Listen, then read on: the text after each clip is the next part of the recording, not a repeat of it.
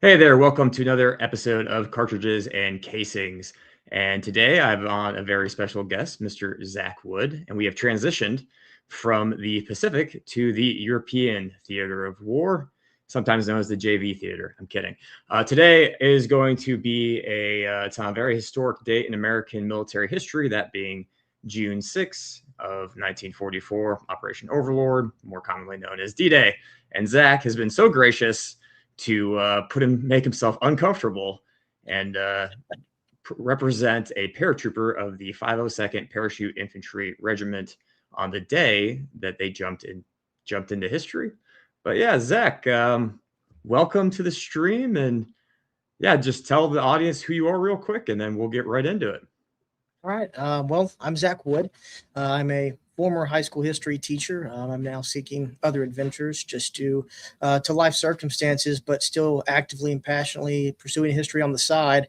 And today in front of you, I'll stand up. That way you guys can get a full representation to an extent on what I can do. I am currently representing a paratrooper of Charlie Company, 1st Battalion, 502nd Parachute Infantry on the date of their rendezvous with destiny.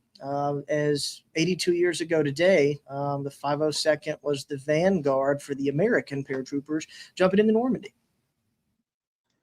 Awesome. Made famous, 101st made famous, of course, through Band of Brothers, Saving Private Ryan, Call of Duty, Medal of Honor. Every time they could, 101st led the way in American history, or at least the poor 82nd, which did more combat jumps.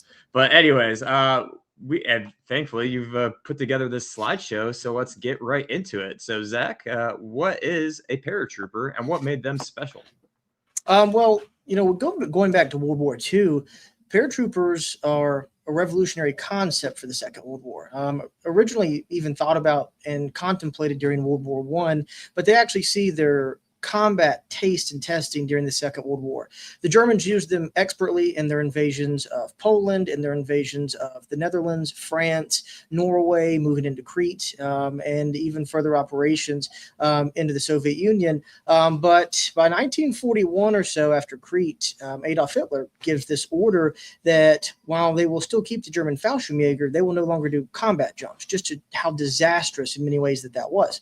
But seeing the success of that, every single army that's participated in the Second World War is going to create paratroopers. For the time period, there are no helicopters to insert troops behind enemy lines. And it's this revolutionary concept of taking men of fit, sound of mind to an extent, I guess I could say, criminals, as some of the Germans and the Japanese contemplated about the paratroopers and Marine parachutists, putting them through a rigorous training regime and training them on how to safely jump out of a plane and land safely and then take the fight to the enemy right behind their back doors. And in many ways, the American paratroopers and Marine parachutists of World War II paved the way for special forces operations going forward with the United States military. It's got to take an extra kind of person to volunteer to jump out, because nowadays if you join the paratroop, if you join to be airborne, we at least have some history to it. But thinking back in the day, like, what kind of person would do that? So why volunteer to jump out of a perfectly good airplane? Well, and it's funny you say that. You and I were just talking about Band of Brothers, and for people that have seen it, one of the things I really like about that show is that each episode starts with the veterans themselves of E506 being interviewed on why they did it or the significance of the episode.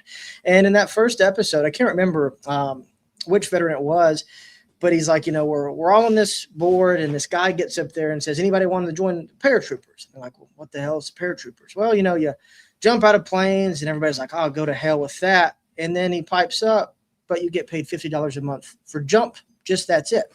Sign me up. And, when I was teaching, I did this little conversion that, $50 a month a day is nothing. But you go back to 1942, 1943, 44, 45.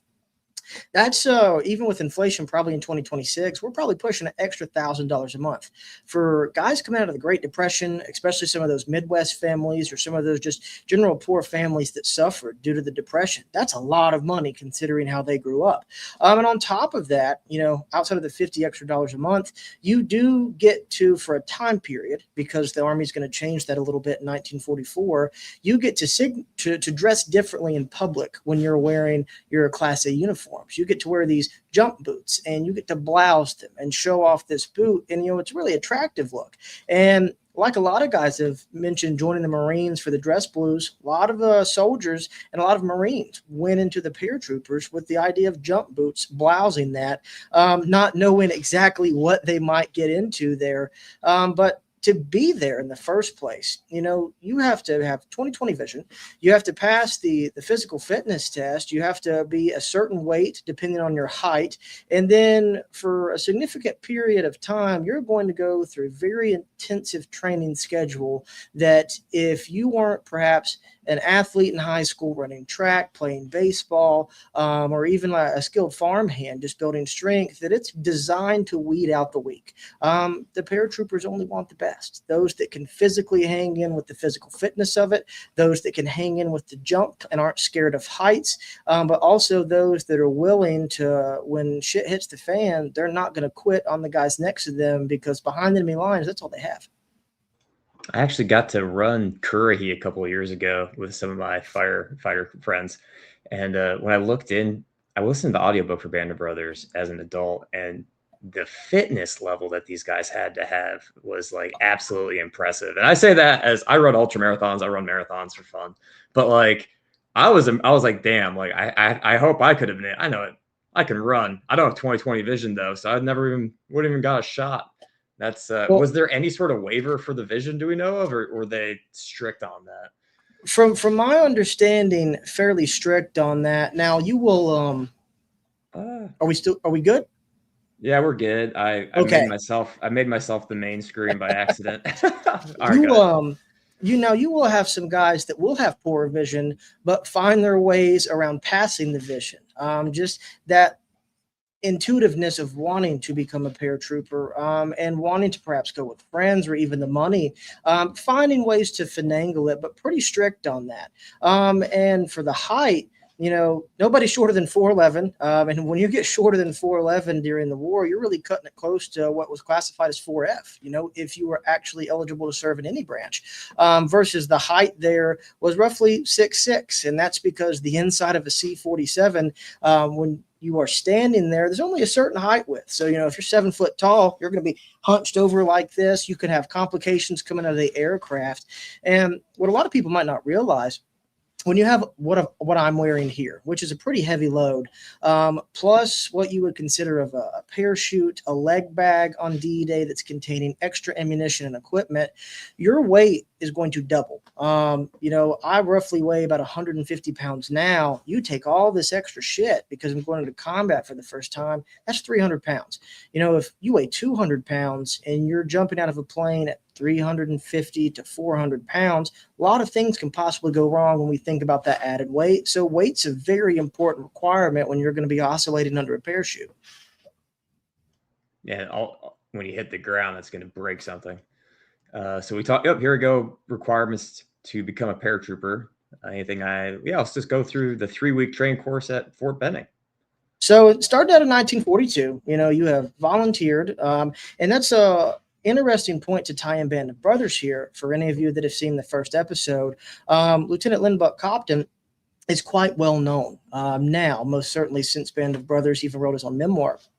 But in the show, him and Lieutenant Winters are riding in a Jeep, and Winters is giving him grief for gambling with his enlisted men. And Lieutenant Winters goes on and saying, they don't want somebody that's been drafted to get them killed. And now what's really unique about that is that you would not be drafted into the paratroopers. However, you could get drafted into the Marines or the Army and then volunteer to go to jump school, where you as a volunteer. It's an all volunteer outfit. And so I always wanted to clarify that for folks. But, if it's 1942, Luke, and you and I are there, our first week is going to be called A stage. And that's where you're going to consistently be doing constant running, calisthenics, push-ups, jumping jacks, sit-ups, all sorts of exercises to start building our mental toughness.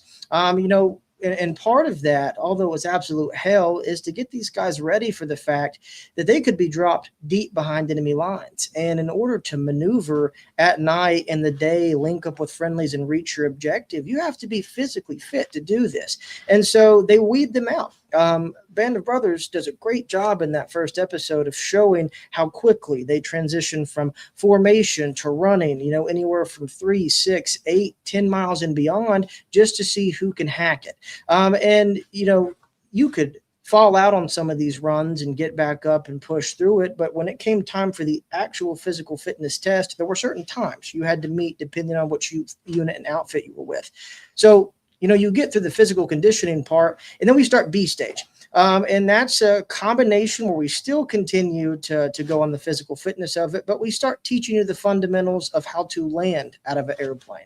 They're not just going to take you up in a C-47 and be like, hey, jump out. You need to know the fundamentals of landing, how to shift and shape your body so that when you hit the ground, you're not breaking legs, breaking ankles, tearing muscles that are inside your knees, or even worse, paralyzing yourself or being killed. So they take about a week to sometimes 2 weeks just to train you at the ground level, jumping into sand pits. And then you're eventually going to start jumping from towers as we transition to C stage. And you read any paratrooper memoir, you listen to some of the interviews, jumping out of the planes didn't scare most of those guys. It was the towers that absolutely scared the hell out of them. Imagine these big cranes pick you up from a parachute from the ground, take you up 100, 150, 250 feet in the air, and they just let you go. And you start oscillating from that. And it's getting you prepared to, all right, at 250 feet, your body's falling at a certain feet per second. How do you prepare yourself for landing? And once you had successfully made it through C stage, the final stage, as a lot of the guys have stated in the books and interviews, is the easy stage. You make 5 jumps from a C-47 at varying altitudes. And on that 5th jump, upon landing, assuming you haven't broken anything, or even if you do perhaps break something on the last one, you earn these coveted jump wings that you now get to wear on your Class A's. And if you'll notice here, some of the paratroopers in Normandy and beyond would take their jump wings and pin them to their M42s. There's some photographs we'll see in that later to show that you are proudly a member of the Airborne, of an eventual unit, but you have made it as a paratrooper through what many consider to be the hardest Army training of the Second World War, emphasis on that. Awesome. And my UPS has arrived, so I will dip out to sign for that. It's a very cool piece, and I'll drop you to the next one and talk away. I'll be right back. So for those of you out there watching this and eventually going to see it, a lot of the people know of the 101st Airborne through Band of Brothers. So once again, I'll talk about that some. It does a really good job overall, but there are other units outside of E506. There are other regiments outside of the 506 that are officially parachute regiments. You've got glider infantry units. You've got parachute field artillery. So to kind of break down the 101st Airborne Division on D-Day with our parachute regiments, we're going to have the 501st Parachute Infantry Regiment, we're going to have the 502nd, and we're going to have the 506. Now, breaking down the Parachute Infantry Regiments, each regiment is going to be made of 3 battalions. Each battalion is going to have 4 companies. You're going to have a headquarters company, and then you are going to have 3 rifle companies within that battalion. So, the breakdown applies the same across all 3 Parachute Infantry Regiments of the 101st. So with the first one that we see here, 1st Battalion, you're going to have Able Company, Baker Company, and Charlie Company. 2nd Battalion, you're going to have Dog Company, Easy Company, Fox Company. And 3rd Battalion, you're going to have George Company, Item Company, and Howe Company there. Or I said that backwards. It's George, Howe, and Item. But it's the same breakdown. So we're going to take this, apply it to the 502nd Parachute Infantry Regiment, and I am representing a trooper of Charlie Company, 1st Battalion, 502nd. And this breakdown is important. And the reason I say that is that while Easy Company 506 is arguably the most famous individual company of the 101st Airborne in terms of the entirety of World War II. And this information comes from Mark Bando, who is considered by many to be the expert historian on the 101st in World War II. E506 only makes up 2% of the combat action of the 101st Airborne in World War II. You've got to think of the fact that we have all these other rifle companies, headquarters company elements that are going to be participating in the combat. You've got the 327th Glider and the 401st Glider Infantry Regiment that's going to come into play there. You've got my personal favorite, and one day I'll do a kit of them, is the 377th Parachute Field Artillery Battalion, who jump into combat with artillery guns strapped to the bottom of the planes, broken down in pieces in 9 to 10 man sticks, and jump out under the guise that they're going to get these artillery guns set up in combat and start providing fire support missions for the 502nd, especially in their assault on D-Day, and eventually that of the 101st Airborne before the naval sea bombardment begins and before field artillery pieces can be brought in offshore. So you've got all these elements that come into play to make up the 101st. You've got demo platoons, engineer sections, the 326 Airborne Engineer Battalion comes into play here in my mind. All these different units make up the 101st Airborne and their very unique story on D-Day. Awesome. And then I'm assuming you talked about the glider regiments as well, 327. Yes, absolutely. And, speaking of the gliders, before Normandy, a lot of the paratroopers did not have respect for the glidermen. And a lot of it was simply because of this cockiness, this arrogance that does come with the fact of what these guys have been through. But for the 101st, veterans, Normandy changed how they saw the glidermen. And it's not just how they fought. The 327th is going to perform expertly in Normandy, as well as the 401st, considering some of the actions they do. But it was when the paratroopers saw the aftermath of the glider landings, of broken and smashed gliders where crew are killed, torn apart on impact, severely injured, and how they rode in to France and into Normandy. That changed the perspective, and a level of respect was then gained by what the paratroopers saw that these glidermen had to go through there that would exist throughout the war. I just have a quick question about the gliders. How many men could they put in a glider? Do you know? Is that kind of like the benefit of it? You could put more men on the ground quickly. It's a fantastic question, Luke, and I'm glad that you brought that up. It's not even just the more men, because if that memory serves me correctly, and I'm no glider expert here, I've spent a lot of my time focusing on the Five-O-Deuce. I want to say that their men consisted of similar that of a stick of a C-47, 18 to 20 men, maybe a little more.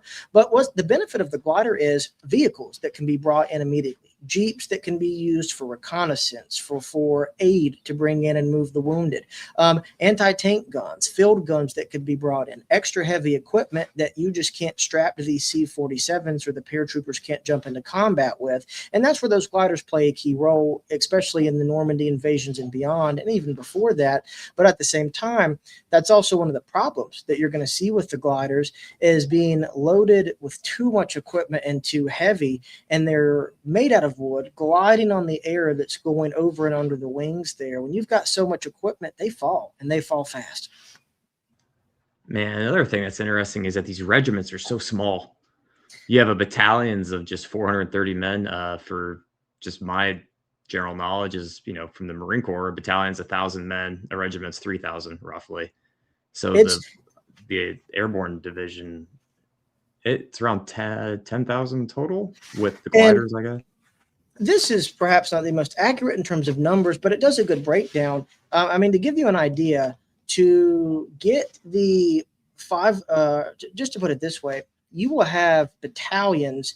A battalion will fit into about 36 C-47s, anywhere from 18 to 20 men per C-47. And so you will see the D-Day serials as they take off from England generally consisted of 36 to 45 aircraft making up these flights of Vs. You take your fingers, make a V. You've got the lead plane here. You've got the wingmen here, and then they're all making a giant V. So when these guys jump, if the planes are still in formation, battalions land together, companies land together, platoons, in theory, land together. And we'll talk about how that did not go to plan when these guys jumped into Normandy. Awesome. So ready for the next slide? Absolutely, man. All right. Here we go. So here we have it, the Five-O-Deuce. Who is the 502nd? And I'll start by saying what got me into the 502nd, because I know that you'll definitely appreciate this, Luke, from our previous conversations. It was a video game that came out 2002, 2003, 2004-ish time frame called Brothers in Arms, Road to Hill 30. And in my opinion, that was the game that solidified me into wanting to learn about the paratroopers in World War II, but what really drove me to really understand the 502nd. And so as a kid, I took that information, and as I got into adulthood, I bought every book I could find on the 5-O-Deuce. Who were these men, these widow makers of the 502nd, as they eventually earned themselves the nickname and gave that based on their pocket patch we saw at the beginning there. So initially, they're constituted in Fort Benning, Georgia, and after eventually building up from 1 battalion to 2 to 3, they eventually are going to join the 101st Airborne in August of 1942. They're going to train in the United States, continuing to get jump experience, continuing to get in a cadre of NCOs and officers that you're going to see coming and going, before eventually they're going to get orders to set sail for destination unknown, where they are going to steam out of the United States on the SS Strattenhaver and are going to make their way to the United Kingdom. The voyage for them was really interesting because it took them 43 days to go to England. They had some problems. And this ship had to stop in Nova Scotia, where, according to Mark Bando and some of the interviews he's done, some of these paratroopers got into some shenanigans on the island of Nova Scotia, with a lot of their men being taken into service for the Commonwealth, and a lot of ladies on the island and men in the best physical fitness of their life, leaving the ships at times the best they could. But once the ship was fixed, they immediately set sail and eventually arrive, of course, in England, where they begin this intense training regime that intensifies, especially understanding combat maneuvers, combat breakdown of what they're about to eventually go into. And they had some ideas that it would be France, but things rapidly ramp up in the spring of 1944 with more combat jumps, or not combat jumps, more training jumps, nighttime maneuvers, map reading. And this is happening at every level, from a private like myself all the way up to the highest ranking officers, because even the regimental commanders, the lieutenant colonels, the majors, the generals are going to jump into France. They're not staying in England, and everyone is going to have to be facing the same problems there possibly. So on the 30th of May, 1944, the 502nd is going to be split into 2 different locations. You're going to have members of them are going to go to Greenham Common. Some other members of the 502nd are going to go to Merrifield Airfield. Well, eventually they are literally dropped off into a barbed wire enclosed container, and no one is allowed in, no one is allowed out. And on this 30th of May, every single man of the 502nd knew what was coming, that within a few short days they would be jumping into combat for the first time. It always comes back to Brothers in Arms. What a great game. They need a third. All right, so let's break down what you're wearing. So we'll start. Already talked about your weight's 150. You already told us that. We'll start with the basic here. We've got the standard M2 helmet here. We've got our chin strap and our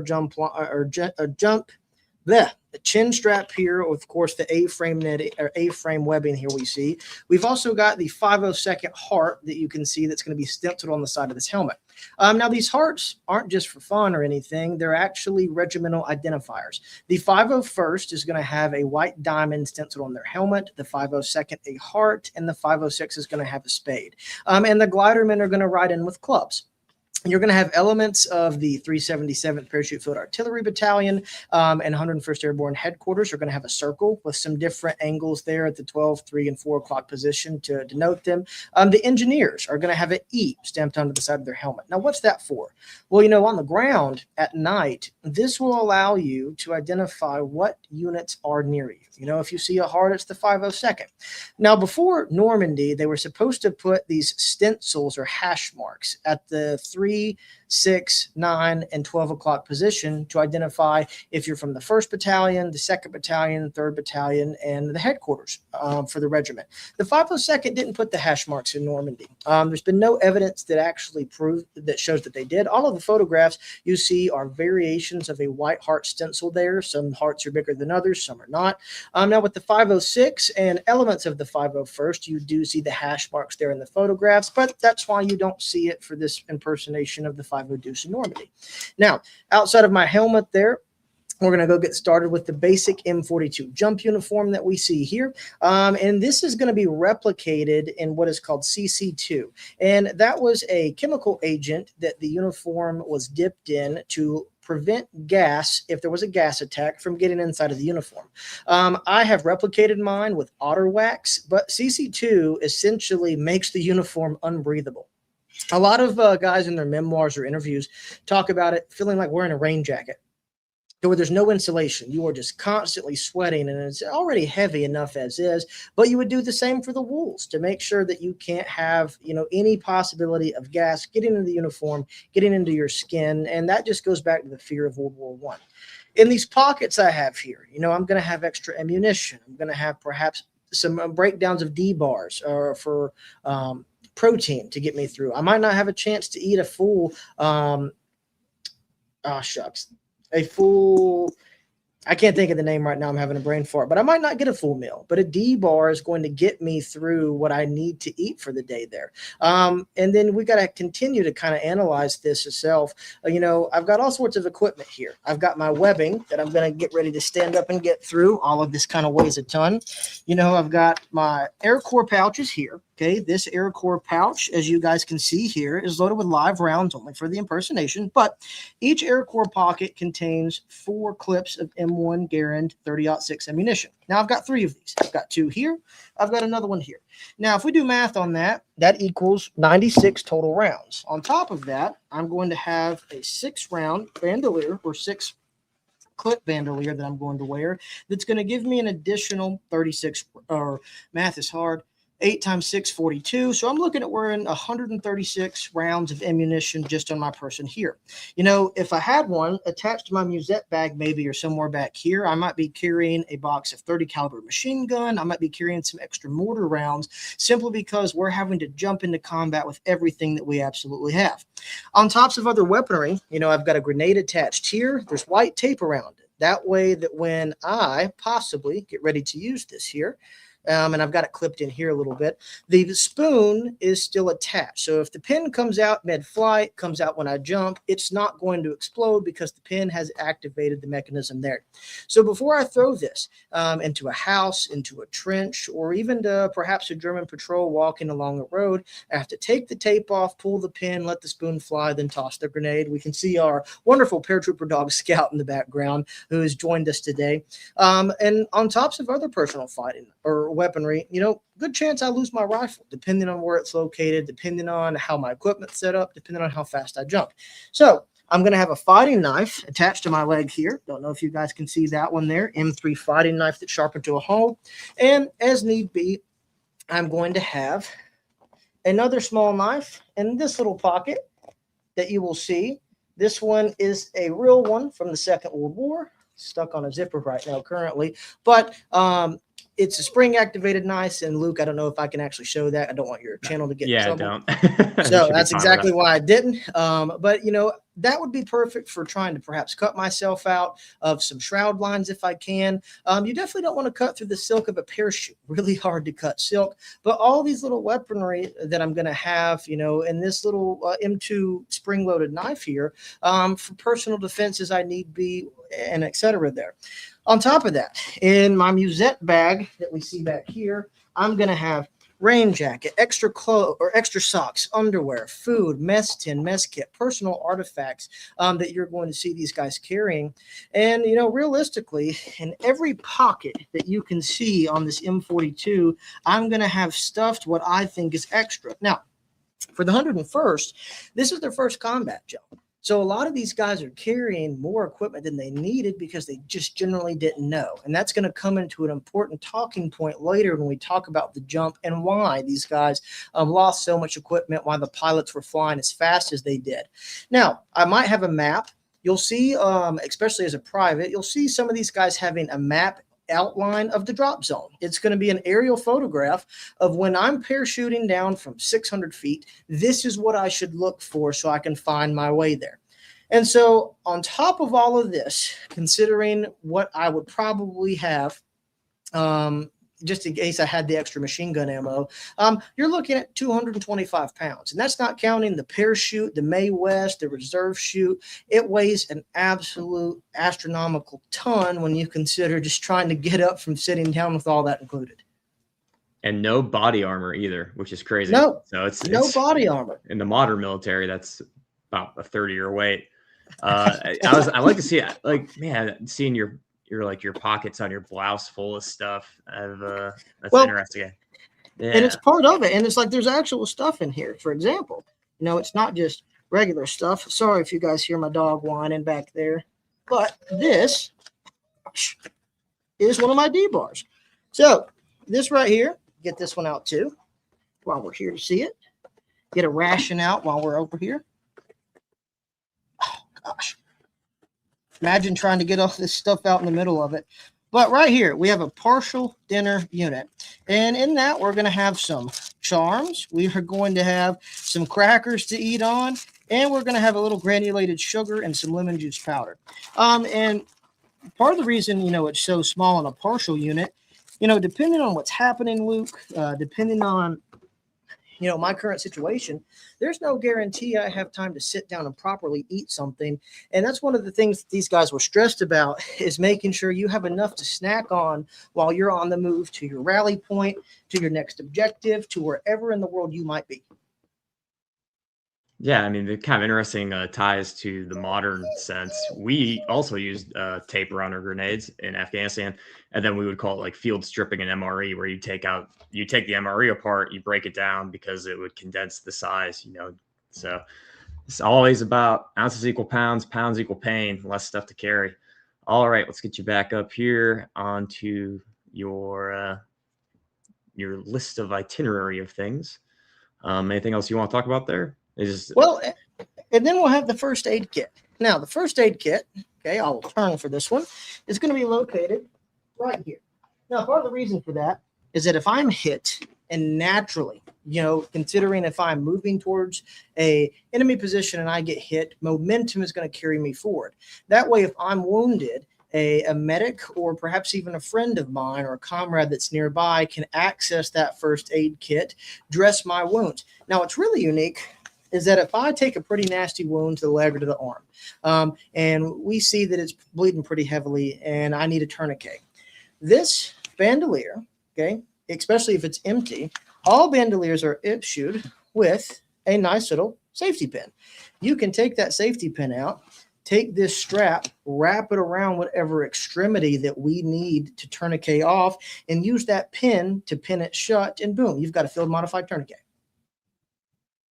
Awesome. And wow, I've gotten some bandoliers from Greece, and they still have that pin. I had no idea. All right, so musette bag, raincoat, 3 pairs of wool socks, 1 can bore cleaner, bath towel, 2 handkerchiefs, 1 can of oil, 50 sheets of toilet paper, gross weight 225, 3 condoms. Now, with the condoms, we are liberating a country. And it was not specified to the troopers verbatim by all of their officers, but some of them also understood that considering what might happen if they get leave while they're in the field, or even if they come across some of these villages and there is no activity, things might happen. And so the condoms are literally there for those things. We're going to have we're going to even jump into France with French currency in our pockets that we can utilize there. Some of them are even going to have French dictionaries. That way we can try to translate. I speak a little French. It's nowhere near enough to get me around the countryside. It's what I took in high school. It's what I remember from high school. And so hopefully those things are going to help us navigate the world of this country. Are the citizens we're going to interact with, are they going to be hostile? Are they going to be grateful? Are they going to be resistance members? Or are they just going to be ordinary people? Yeah, I mean, if you think about it, Econom's pretty lightweight, and it's much better than losing troopers to venereal diseases. So makes sense. And it wasn't our first time in France. All right, so here is our map of, I guess, Overlord in general and D-Day. So take it from there. So we have our flight plan here. So we're going to have all across the southern coast of England there, from Eau Pottery, Maryfield, Greenham Common.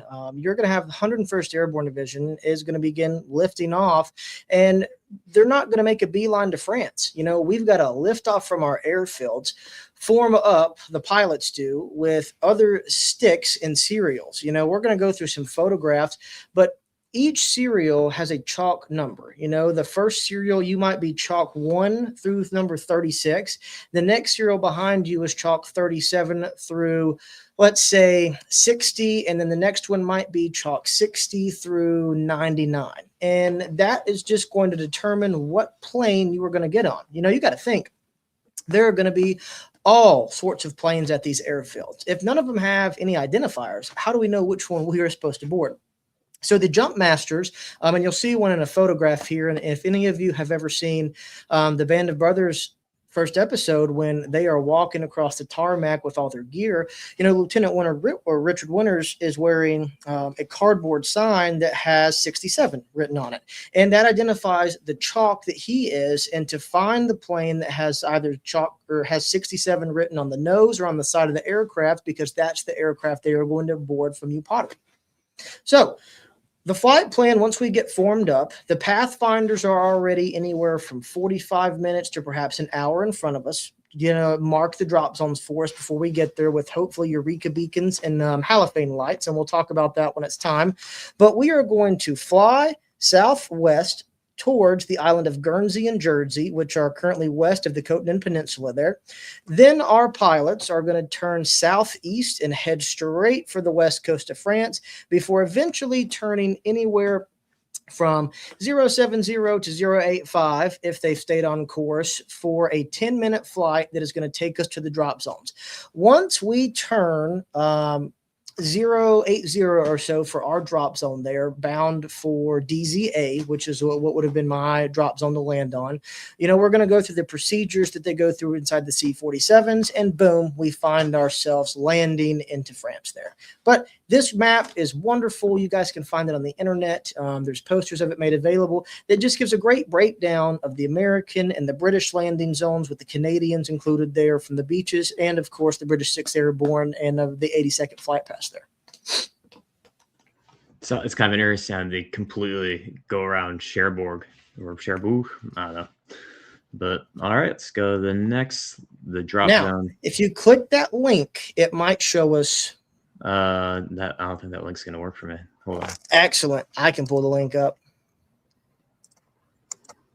because this one is pretty cool to show up and to share with you guys. At least I would like to do that.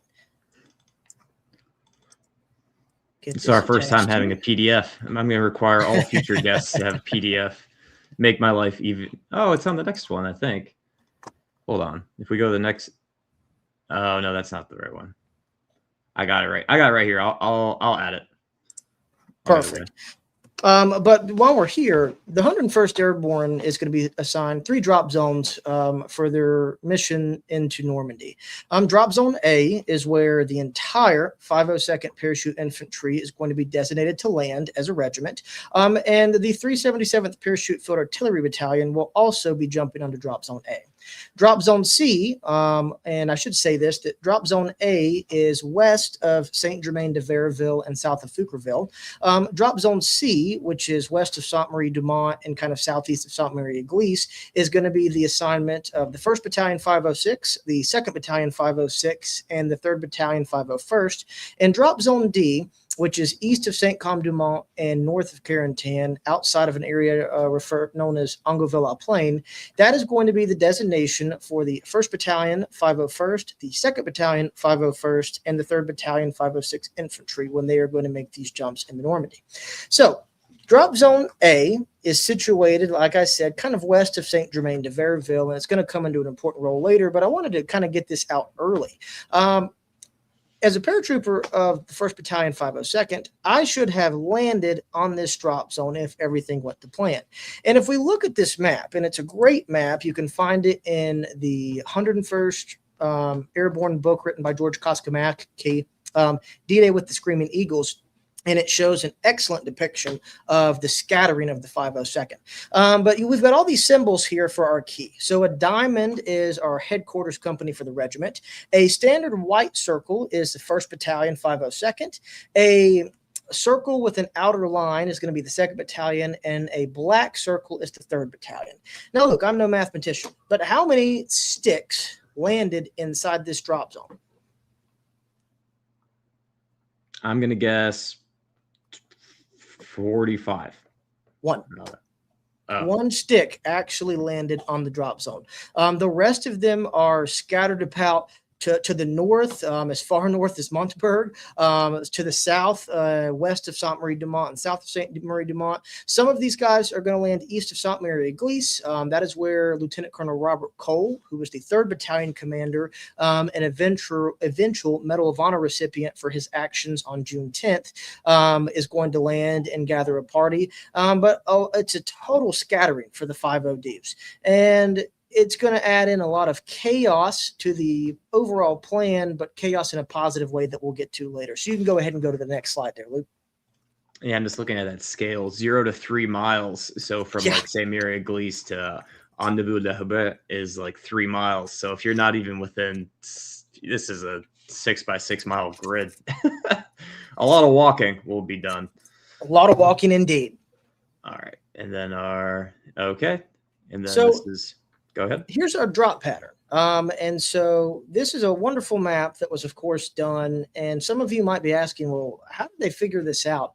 After the troops returned to England, interviews were done based on the aircrew performance, but to figure out, where did you guys land? Did you land exactly where you're supposed to? Did you land fast? Did you have a normal jump? You know, what altitude did you jump from?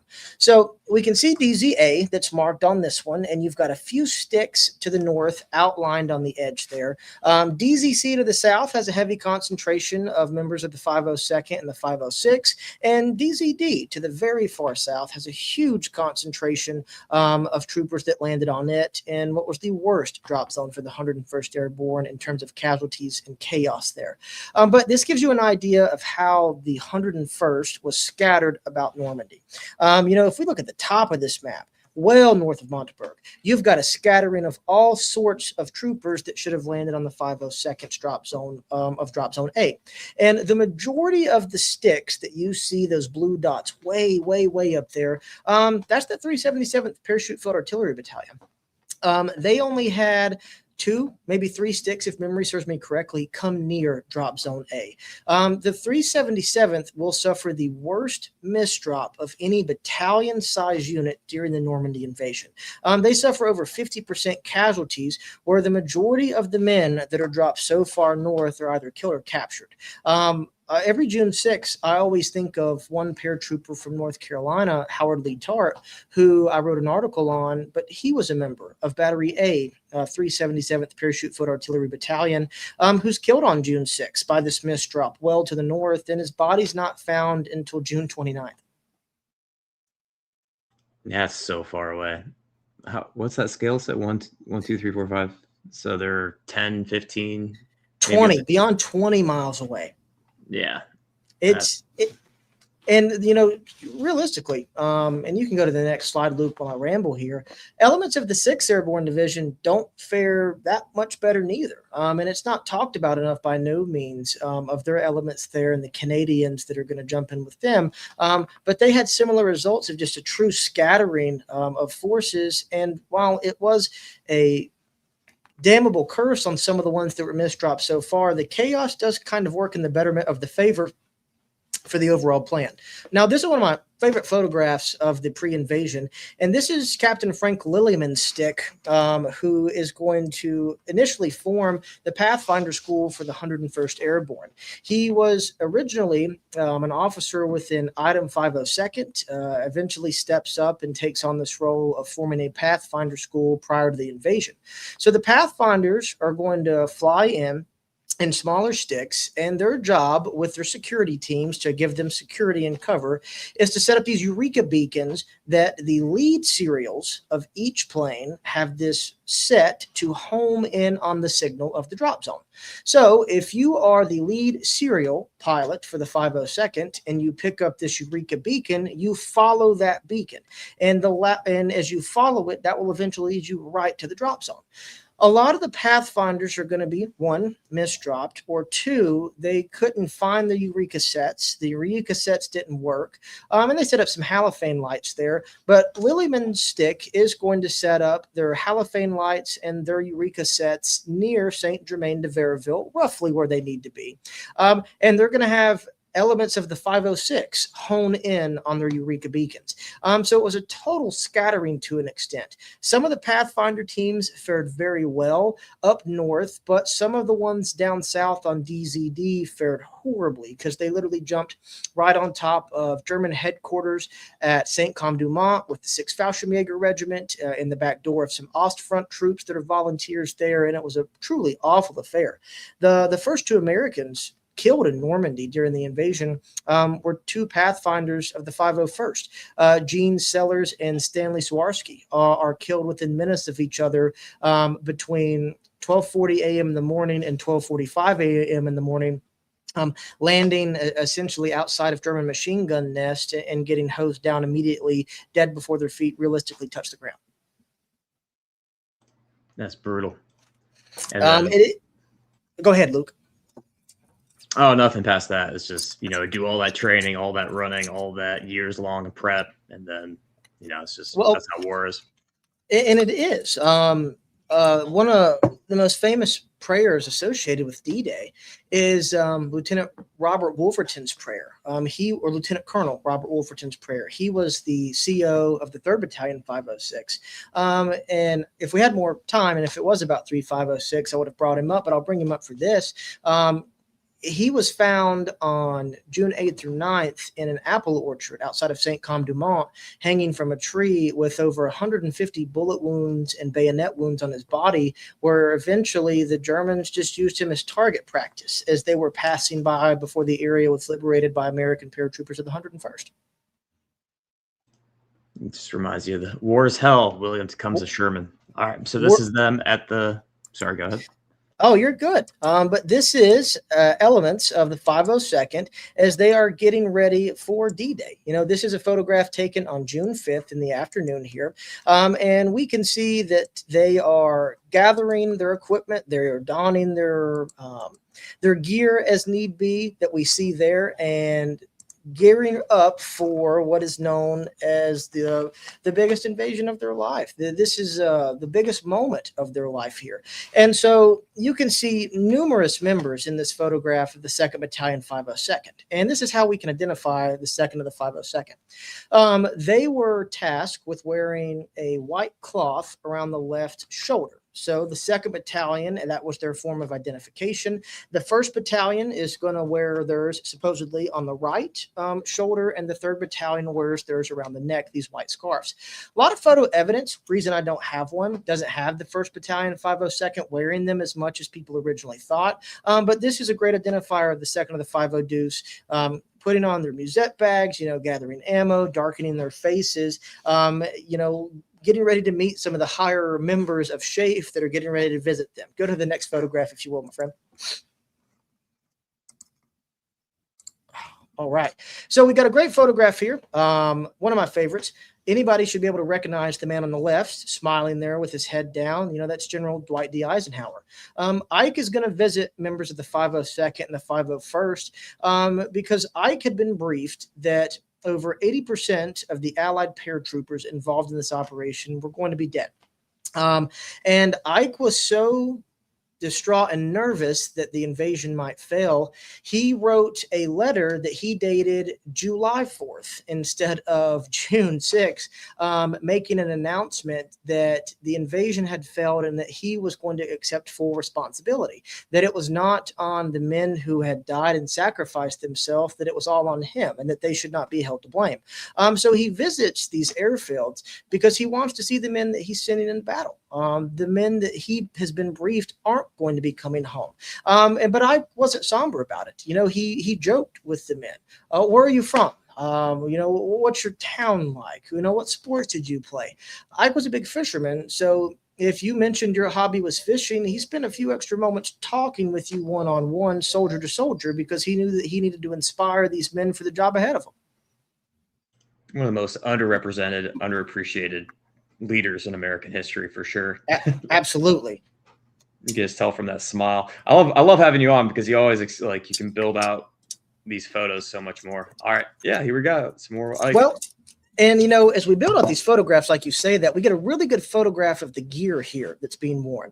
You can see the Air Corps pockets on the trooper that is immediately to the left of the general, where his head's turned there, where he's holding perhaps 30-06 in-block clips. Maybe he's got some M1 carbine magazines in there. But what you'll see around the trooper in the middle here is you will see the cricket, the infamous D-Day cricket associated with the 101st, elements of the 82nd, depending on what sources you look at, and the 6th Airborne Division. Now, I don't have mine. Truth be told, I couldn't find it, but for my impression, that actually works because a lot of guys are going to lose these things. They're quite small.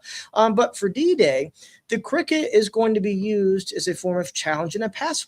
If you guys have seen Band of Brothers, even elements of The Longest Day to an extent, it's a very simple system. If I hear Luke moving in the bushes and I can't see him because it's dark, I click it once. If he's a friendly paratrooper with his cricket, he clicks it twice. Boom. We know that we're friendlies. Not a word has been said. And they're called crickets because they were a child's toy that supposedly emitted the sound of cricket.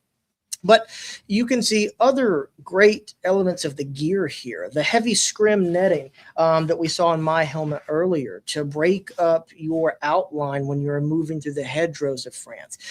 You've got the pistol pouch there, or I would assume that's probably more than likely M1 carbine magazines being held there. But just so a lot of uniqueness for reenactors that want to get this right. You have to spend hours poring over these photographs because when you do reenacting, when you do what I do as a living historian, you don't do this because it looks cool, and obviously it does when you consider the games that inspired me in Band of Brothers. But you do it to remember the legacy of the men that did this 82 years ago.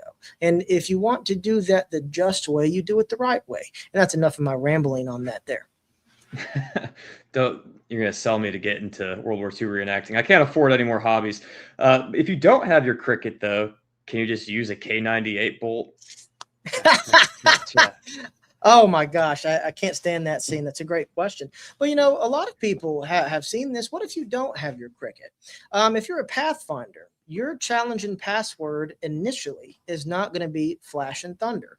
The Pathfinders had a challenge and password they were to use until the main serials arrived, and then they switched to Flash Thunder. The Pathfinders, while they were on the ground, are going to use Boise and Idaho. Now, the reason for that is that way that they perhaps couldn't give the Germans the information or let the Germans that perhaps spoke English or understood it Flash and Thunder nearby.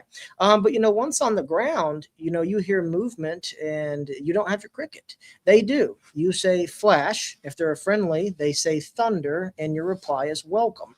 The British paratroopers will not use Flash Thunder. They will use their own challenge and password of Punch and Judy.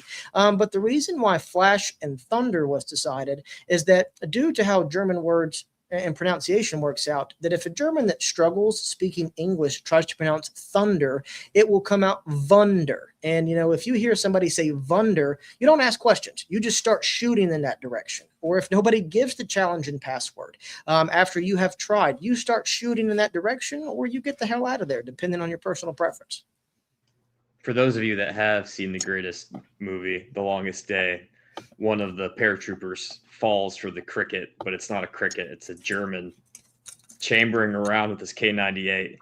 he does the little cricket, and the German goes rack, rack, rack, rack, and he jumps out, and then that high-pitched machine gun noise they use in those old movies. But great movie. All right. So this is arguably one of the most famous pre-D-Day photographs.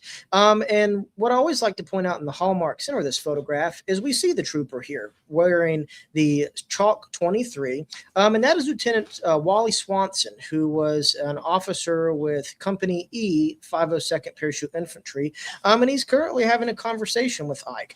Sky Jackson, who is another well-known member of E502, is in this photograph, and some other men that have been named since historians took a deep dive into it. But, once again, you just get a great shot of the gear and how it's worn. You see here on my own personal web gear, the black tape that is utilized around the straps. And if when Luke goes back to that photograph, the trooper that's closest to us, we can actually see white athletic tape wrapped around his suspenders to keep them from rattling and making noises. You will see all sorts of that gear interpretation there to try to limit their quietness. And if you look at this trooper closest to us, we can see what I believe, just based on kind of the distance of the photograph, is a M1 bayonet that is tucked right in there to his cartridge belt that he's got on as a rifleman. You can see the white stenciling of the heart that's there. And all these troopers that have gathered around to see General Eisenhower, and just to have these one-on-one moments with him.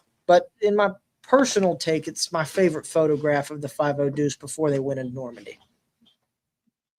We got a color shot here of members of the 506, but great photograph that shows them putting on their, and it's been colorized. I can't remember who colorized this one, but donning their jump gear. You've got the Mae West. We've got the gas brassard that if we've been exposed to gas, this is going to turn a shade of pink or red to identify that we have had a gas exposure. They're putting on parachutes. They've got their gas mask on, and they're getting ready and to take on this great endeavor. And what I love about these photographs is that I wish that I could just go back in time and just listen to these men talk. What kind of conversations are they having before their jump into destiny? What kind of thoughts are these men having? What is the anxiety and the stress like of knowing what is coming for them, or even the unknown? So here we've got members of the 2nd Battalion, 502nd, walking towards the tarmac. We have gas mask bags done on their left hip. You've got ammunition. They're carrying their machine guns, their rifles. The trooper that is third from the rear, that's got the white tape around the bag there, that's believed to be possibly holding explosives, just based on kind of what we see with some of the demo men utilizing. They've got, some of them are wearing the leather gloves. I go without the leather gloves, just personal preference there, because you see a lot of guys not wearing them, but they're heading out, all smiles. Are they smiling for the camera? Or are they smiling because they feel, euphoric about what they're about to do? What's going through their minds right now as we get ready to take on this great invasion that they've trained for so many years for?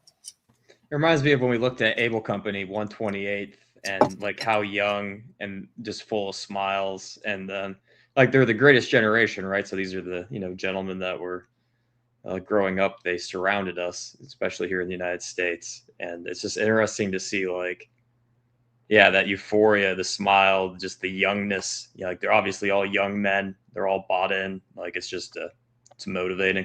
It just reminds me of that movie. Yeah.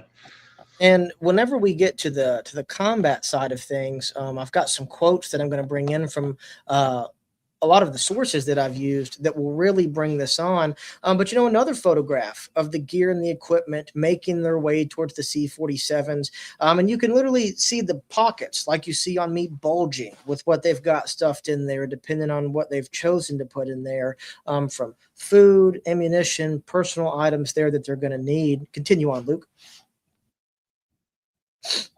And then we've got members of the 2nd Battalion, 502nd. I believe this is Fox Company. They've got all their gear on, and they are now beginning the process of boarding their C-47s. These guys weighed so much, a lot of them, that they could not pull themselves into the C-47. They had to have either the loadmasters on the planes or their friends behind them push and pull to get them into the aircraft with how much equipment they're carrying. And that's an important conversation when we get to it later about why the jump did go wrong for so many of them to an extent when it comes to their equipment loss. Great shot there of troopers literally picking and pushing to help get their friends inside. We've got a shot of the shovel that's being worn there to help dig into our fighting positions or our slit trenches a little later on. And then this is a great photograph of Doc Lage, George Lage, who was the battalion surgeon for the 2nd Battalion 502nd. Mark Bando was able to get in touch with Doc Lage in the photographs that he took. And he took a lot of photographs of his stick, but also a lot of photographs in Normandy, even some rare color photographs that he shot with the camera he had at the time. And they are truly wonderful just to break down the equipment and some of the men that Doc Lage jumped into Normandy with. And, you can see the personal preference here on how this trooper here has his M3 fighting knife at the front. His gas mask bag is kind of cockeyed there. He's got an Air Corps pocket hanging from one of his shoulder straps right here. You just see uniqueness on how the 101st and even the 82nd was jumping into combat.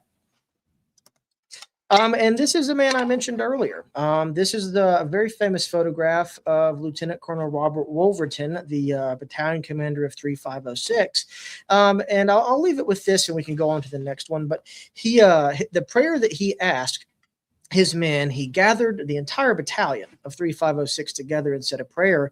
And in his prayer, he asked that his men would die as men would die, without complaining, just doing what they believed what was right to make the world free and better. And like I said, he meets a horrible fate. Most of his stick meets a horrible fate where they land in and near an apple orchard outside of Saint-Côme-du-Mont, either being killed or captured by the Germans. And him being killed, 3506 took devastating casualties on their drop on the Drop Zone D. And maybe we'll get together for another episode just about Drop Zone D and the horrificness of that there.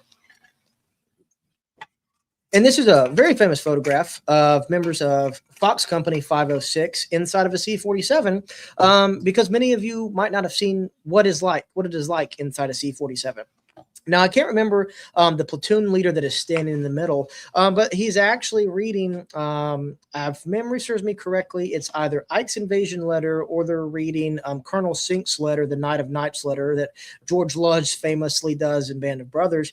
But, we see the equipment here. And what always starks me, we see a bazooka strapped to a leg bag. And if memory serves me correctly, that was Bob Nudie, who had the bazooka attached to him, jumping into combat with a bazooka attached to the leg bag. That just blows my mind, the trust of jumping with a bazooka attached to your leg, knowing that very well it could break your leg, break your hip, and have devastating results.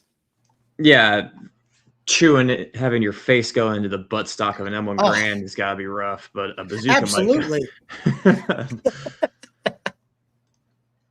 And now we can kind of shift to when we can come back to that photograph. But I know that with our outline, definitely kind of get into the stories of some of the weapons and the initial drop itself. So when the C-47s are gathering and forming up over England in their different waves, the 502nd is the vanguard. The Pathfinders, like I said, are in front of them, but the 502nd Parachute Infantry is leading the way for the 101st Airborne and the 82nd Airborne.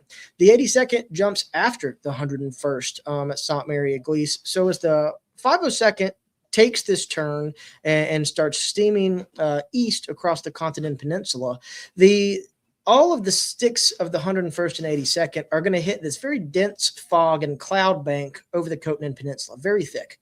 So, these planes are flying in a V formation, meant and designed to allow these platoons and battalions to land near one another. If it was a perfect condition, the jump would have went perfectly. But this is a time well before you have IFR, before you have any kind of like modern navigation that we have in aircraft today. So these planes hit this cloud bank and pilots scatter. They start pulling up, they start diving, they pull to the left, and the serials spread out so they don't have any collisions in this cloud bank. So these once tight formations that were all following the heading of the lead aircraft have now widened significantly. And when these guys pop out of this cloud bank, and by this point, the troopers, if you've seen Band of Brothers, have already gotten the red light. That means they're 10 minutes from the drop zone. They are standing up. They've hooked into the cable that runs the axis of the airplane. They've checked their equipment. They've sounded off for their equipment checks, meaning that they're strapped in. They've got everything. They're ready to go. And the jump masters, sometimes jumping first, sometimes jumping last, are standing by. So they pop out of this cloud bank, and a lot of these guys reported just seeing a rainbow of tracer fires meeting them, of 20 millimeter anti-aircraft guns, smaller caliber weapons. Were some reports of 88s. We take that for how it comes, but definitely a lot of 20 millimeter fire coming up and exploding around them. It is not going to plan. Now, for some of the pilots that flew in the 101st, the varying troop carrying groups there, this is their first combat flight too. And so these pilots and co-pilots, some of them are panicking. And I will never say that it was all of them, but some of them are. They're flooring the throttles. These guys are supposed to jump at 110 miles an hour. Some of these C-47s are doing in excess of 150 miles an hour, bobbing and weaving at 400 to 500 to 600 feet altitude. Guys in the back are bobbing and weaving. They're falling. You've got small arms fire and shrapnel coming up through these C-47s. So some of the pilots do panic by far. They turn on the green light way too early. And you've guys that are dropping in the 82nd zone of action. Some of the pilots of the 502nd, at least two sticks that belong to Able Company 502nd, their pilots turned on the green light too late. And they jump into the channel where the entire stick of Able 502 with their company commander, I can't remember his name right now, they drowned in the channel. That entire stick did. The second stick that jumped into the channel of A502, the majority of them drowned, but a few of them were rescued. But that's the reality of some of the situations. You have some sticks of the 501st, their pilots were so panicked, they never turned on the green light. You've got troopers standing there. They don't jump until the green light comes on, and they don't get the green light, and they literally get flown back to England. Some reported NCOs of the 101st and officers threatened to shoot the pilots if they did not turn around, and some of those sticks did and dropped them over France. The jump altitude is set. Some sources state 1,500 feet. Some sources state as low as 750 feet. Because if these guys jump from 10,000 feet, well, that's too damn high. They're just going to be swinging and oscillating there forever, easy targets. The lower they are to the ground, the quicker they have the chance of reaching the ground safely. But some of these guys swear to their dying day that they jump from 400 feet at 150 miles an hour, where Don Burgett, Tom Rice are some examples of some stories there that I can think of. They literally talk about jumping out, parachute opens, a few seconds goes by, and they slam into the ground. And fortunate it didn't break any bones, but they're just bruised for weeks. Other pilots perform the perfect drop in the middle of all this chaos. They slow down their plane to 110 miles an hour. They even lift the tail, as was taught in training. And these guys on some of these sticks, not a lot, say, well, it was a perfect practice jump. It was like everything that we were supposed to do. Now, as all of this is happening, why do some of the pilots fly faster? Some historians and some of the veterans themselves talked about later that the 101st, a lot of the troopers were carrying so much extra weight that the pilots had never trained with the paratroopers carrying that much weight into combat. And, C-47s, like any aircraft, they have a gross weight. And some of the pilots knew their planes were overloaded and that in order to keep the planes in the air, they had to fly them faster. Well, the unfortunate downside is they're carrying all this equipment. You jump out of a plane at 140, 150 miles an hour. When that parachute opens automatically, your leg bag, perhaps even your shoulder harnesses, because some guys report their web gear breaking, their musette bags, their rifles, because gravity kicks in when that parachute happens, it's ripped off from them. So when they hit the ground, as many of you have probably seen in Band of Brothers, there's no leg bag. Some of them are missing everything but a jump knife, maybe a couple of hand grenades. Maybe they've got everything but their rifle. But they've been trained on how to fight in that circumstances, but it's certainly not ideal. Meanwhile, some guys report having a perfect jump to where they didn't lose the leg bag, to where they have all of their equipment. And a lot of that really just depended on the circumstances of the pilot and the gross load of the airplane. And Luke, if you've got questions or want to comment, I'll take a breather for a sip of water here to chime you in. No, I remember in Band of Brothers, Winters drops down, right? He doesn't have an M1 Grand, and he runs around and but in the show, he drops around. He's surrounded by men with arms. But imagine jumping in, you look around, you don't have anything. And unlike, Call of Duty, Band of Brothers, any of those games, you can't just go up to a gun and press A or knock out a German real quick and pick up his gun. So it all comes back to video games in the early 2000s. It does. And, and it's interesting, that, for example, in Band of Brothers, we see Winters eventually arming himself with a Kar 98. And we'll talk about what actually happened at that event later. But these guys, before they went into combat, German weaponry was brought around to familiarize themselves with it, because you could lose your weapon. Anything could go wrong. And that way you have an idea of how these German weapons work. That way you have something to utilize. And there are troopers of the 101st. Dan McBride comes to mind, who used a MP or STG-44 that many of you would recognize on D-Day, that he got after he and this German soldier essentially rotate around this hedgerow, shooting at each other and changing positions until Dan got the better drop of it. Dan was with the 2nd of the Five-O-Deuce. Dick Ladd, who was with the 502nd, ended up picking up PPSH-41 on D-Day. He didn't know that's what it was, but he described it later on as a round drum magazine with Russian markings. It's a PPSH-41 that had been taken off of some German Ost volunteers, Eastern Front soldiers or conscripts that had surrendered, that he used on D-Day.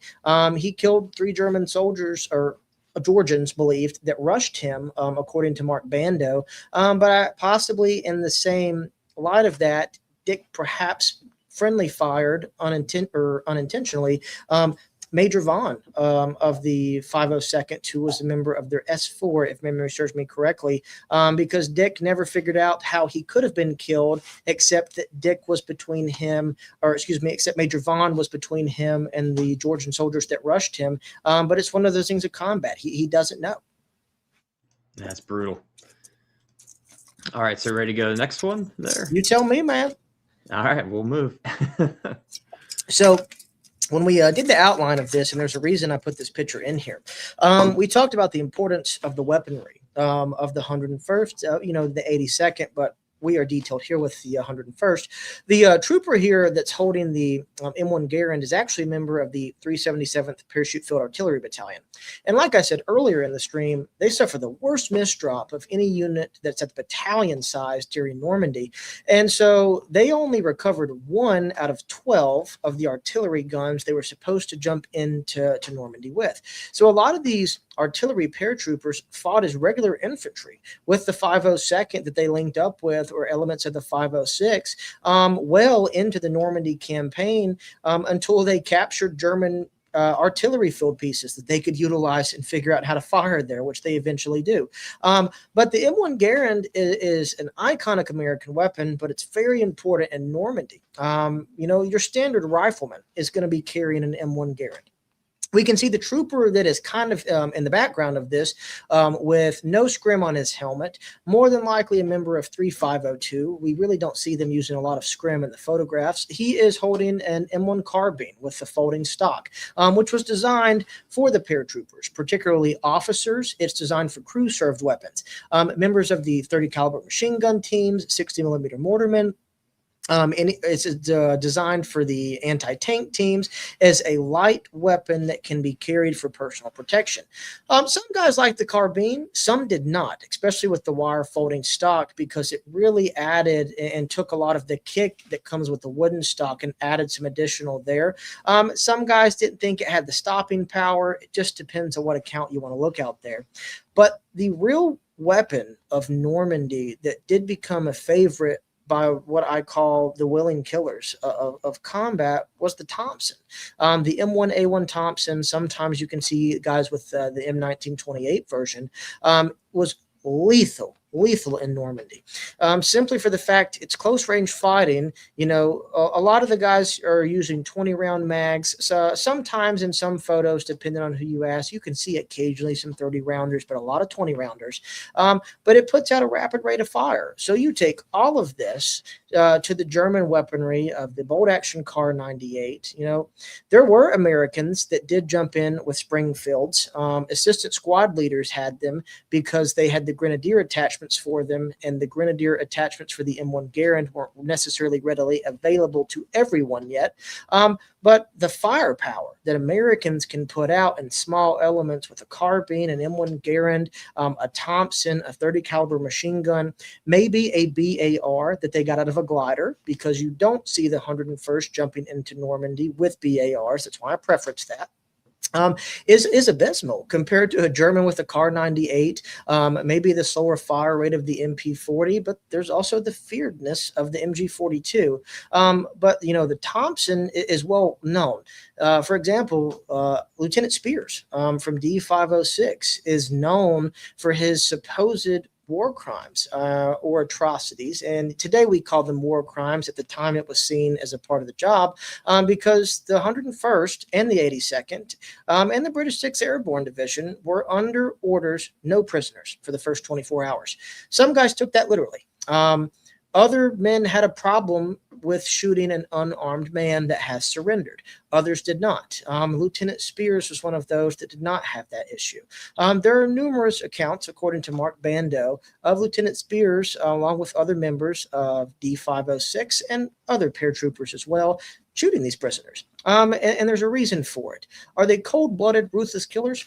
Maybe. But in reality, do they have the means to take care of German POWs in the midst of the invasion when seaborne infantry has not reached them? They can't.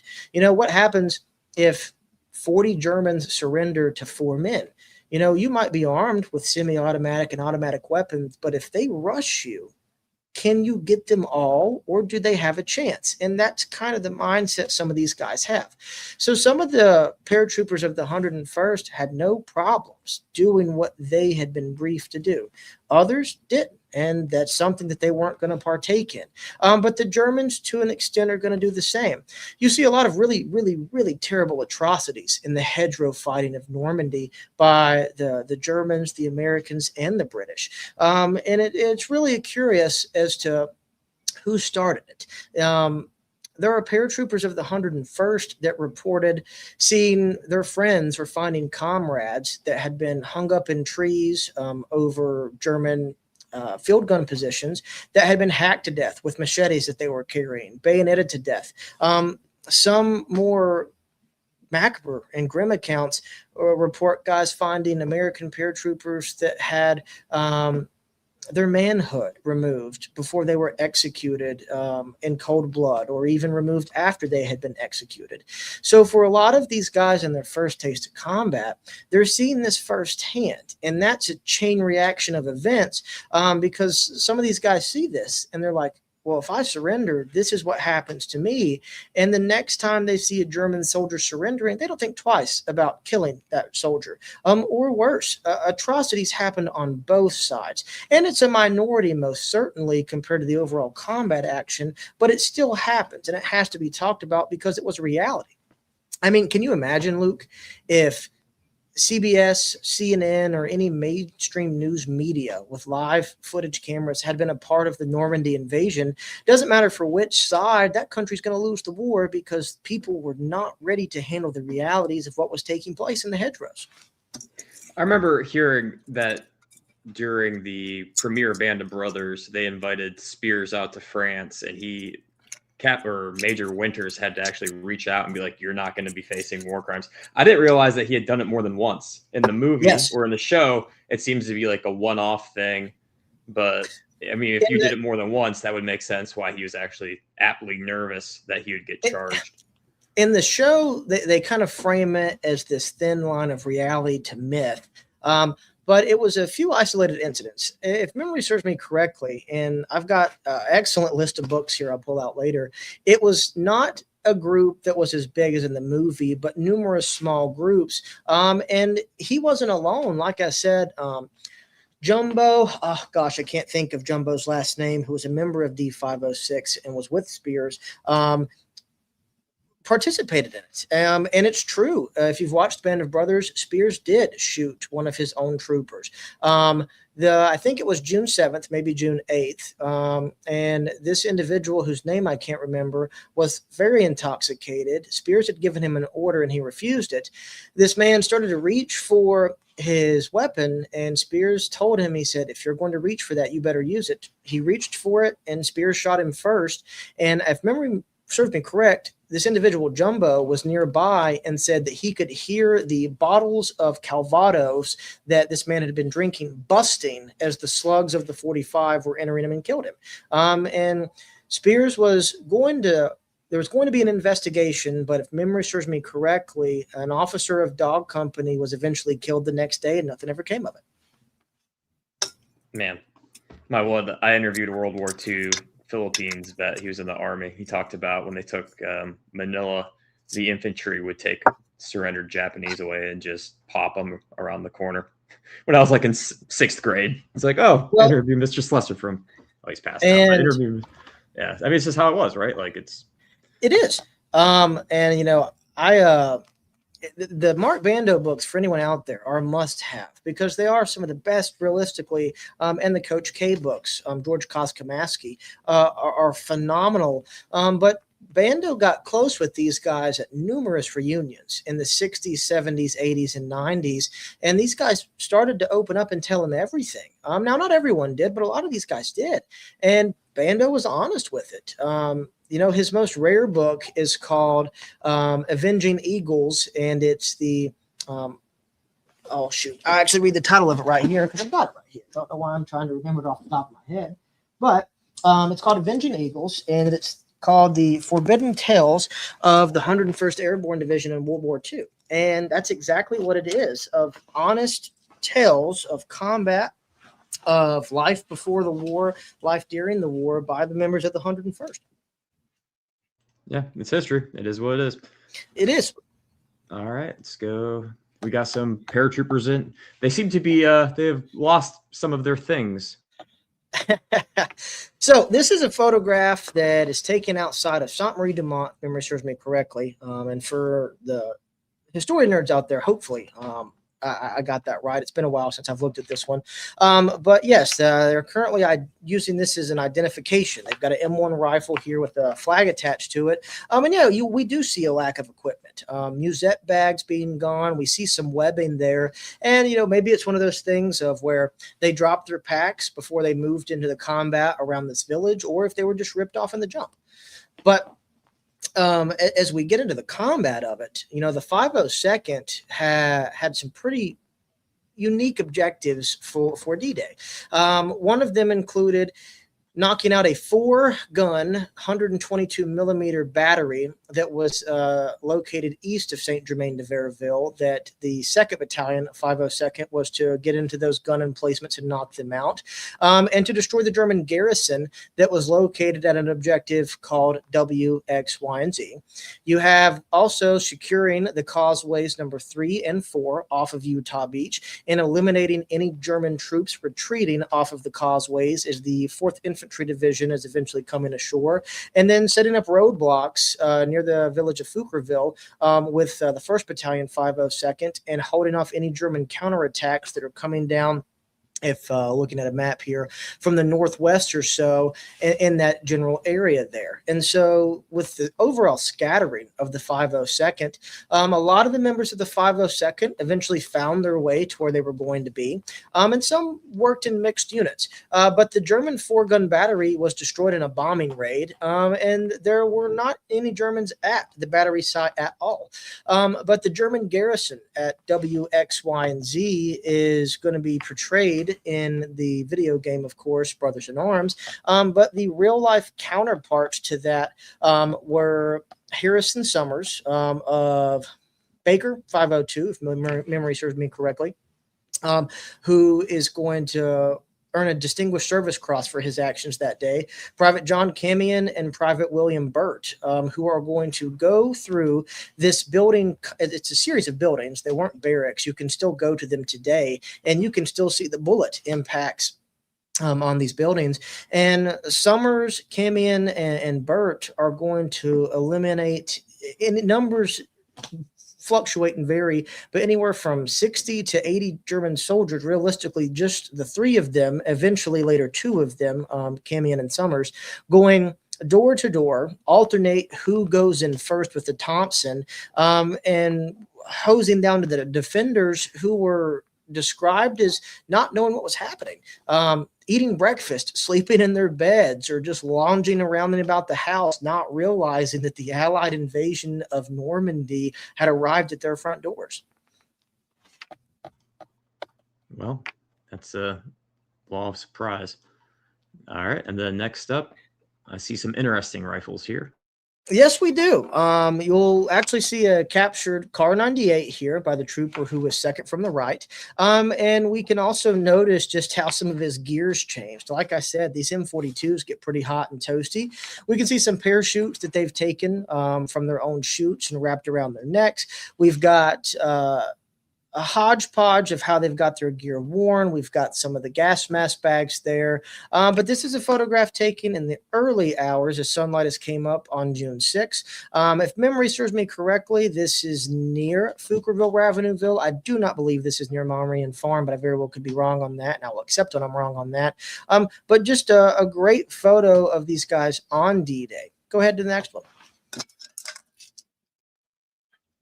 Now, this is of the Marmion Farm.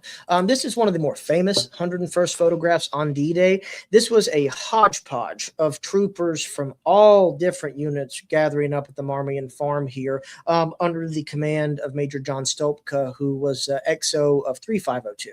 We can see a member here with a white dot on his helmet and a small slash down, member of the 377th Parachute Field Artillery. We've got 506ers here. We've got 502ers here, maybe some very scattered elements of the 501st. But really interesting is that you're going to have members of the 507th Parachute Infantry that was with the 82nd Airborne get misdropped in this Ravennouville, Fouquerville, Marmion region. They're going to link up. And the Stopka force is going to play a key role on D-Day, sending out combat patrols, hunting for German troops and ambushing them, putting out outposts and fending off several German counterattacks until the 7th of June, before the Stopka force begins to move their way towards the 502nd gathering areas, towards Sainte-Marie-du-Mont, as the 502nd is eventually going to play a key role during the Carentan Causeway engagement. Yeah, it hurts me to this day when, what was that character? Corporal Doyle dies. 82nd Yes. and Brothers Army. Yeah. We have to game that out, man. I think it's still multiplayer. All right, next slide. And this is another very famous photograph that you can see in almost any book that deals with D-Day and the 101st. But we've got members of the 502nd and even some Easy Company members, Easy 506 members in this photograph at the Marmion Farm, showing off some war trophies here. That is James Flanagan, who was with the 502nd, holding the swastika there that he had captured that morning, taking off one of the buildings at Marmion, if memory serves me correctly. But we've got a trooper with machetes. machetes. Machetes were jumped into combat by some of these men to hack down at the brush in front of them, or if necessary, used as personal defense or assault weapons. But you really get a good photograph here of the combat load that these guys have and how many of them are carrying numerous grenades, anywhere from 2, 3, 4, sometimes 5 and 6. Some of these guys are carrying over 200 rounds of ammo. You can see how some of their blue pants have become unbloused just due to the general bagginess of the M42 pants and wrapping around. You can see variations in jump knives here, scrim users and and those who didn't, just because the fact scrim is great when breaking out, trying to break up the outline of your silhouette. But when you're moving through dense vegetation, for example, I'll pull my helmet up right here so I have to get out of my chair. A lot of these, this scrim, it's going to get snagged on twigs, on brush, and it's going to pull your head back. So a lot of the guys, I would say a lot, but some of them you will see didn't want scrim, or they even take the whole helmet netting off so they don't have to worry about it getting snagged up. Yeah, but it takes away the cool aspect, and looking cool it does. I love I love when the Marines do. I love when the Marines had their scrim or whatever from like Battle of Fallujah, urban environment. They got this. I never got it issued to me, and one thing I always wish I had. I think it looks cool, but that doesn't really matter. 3-1 in Fallujah and those famous photos. Oh yeah, yeah, that's like iconic, right? It breaks absolutely. It up. And they fought in the city, and we fought in the farm fields, but we didn't get one, and they got one. It's one of the many things. It make sense, right? None of them makes sense. All right, here we go. Well, this will knock out the happiness. Yeah, this is the reality of a Crash C-47, and I can't remember which stick this is. It wasn't with the 502nd. I want to say it was either the 501st or the 506, but it's reality. Due to the missed droppings, it was not uncommon for officers, NCOs, or guys to show up 5 and 6 days, 7 days after they had jumped to they finally reached up with their units. But you've got officers that don't report in on D-Day, and people are like, well, have you seen so-and-so from this stick? It's like, no, nobody's seen them. And it's like, well, if nobody's seen anybody from this stick, well, we suspect that they were probably shot down. And so as these units move through these fields and throughout the Norman hedgerows, some of them are going to stumble upon crash sites. And graves registration is going to have a very difficult time over the next several weeks of burying the dead of Normandy. I talked to a few Normandy veterans in my life. All of them described the one thing Normandy had in common with any other experience was just the smell of death everywhere. That you have thousands of decaying bodies everywhere due to the chaos of the paratroopers, the seaborne infantry fighting, and eventually the front lines moving. You have Allied air attacks. You have the pre-invasion bombardment. You also have the thousands of French that are killed in the invasion by the bombardment, by the war itself. There's no time to bury the dead. And it is just this pungent stink that is just everywhere, that all of them have recognized with it. Even the Commonwealth troops in the memoirs I've read there, just distinctive smell. And this is one of the reasons for it. You also have, guys that are hung up in trees, guys that have drowned, guys that were shot when they hit the ground. And there's just so many bodies from both sides of the fighting. It's reality. And it made many of the survivors became numb to it because it was the reality of war that was hitting them in the face.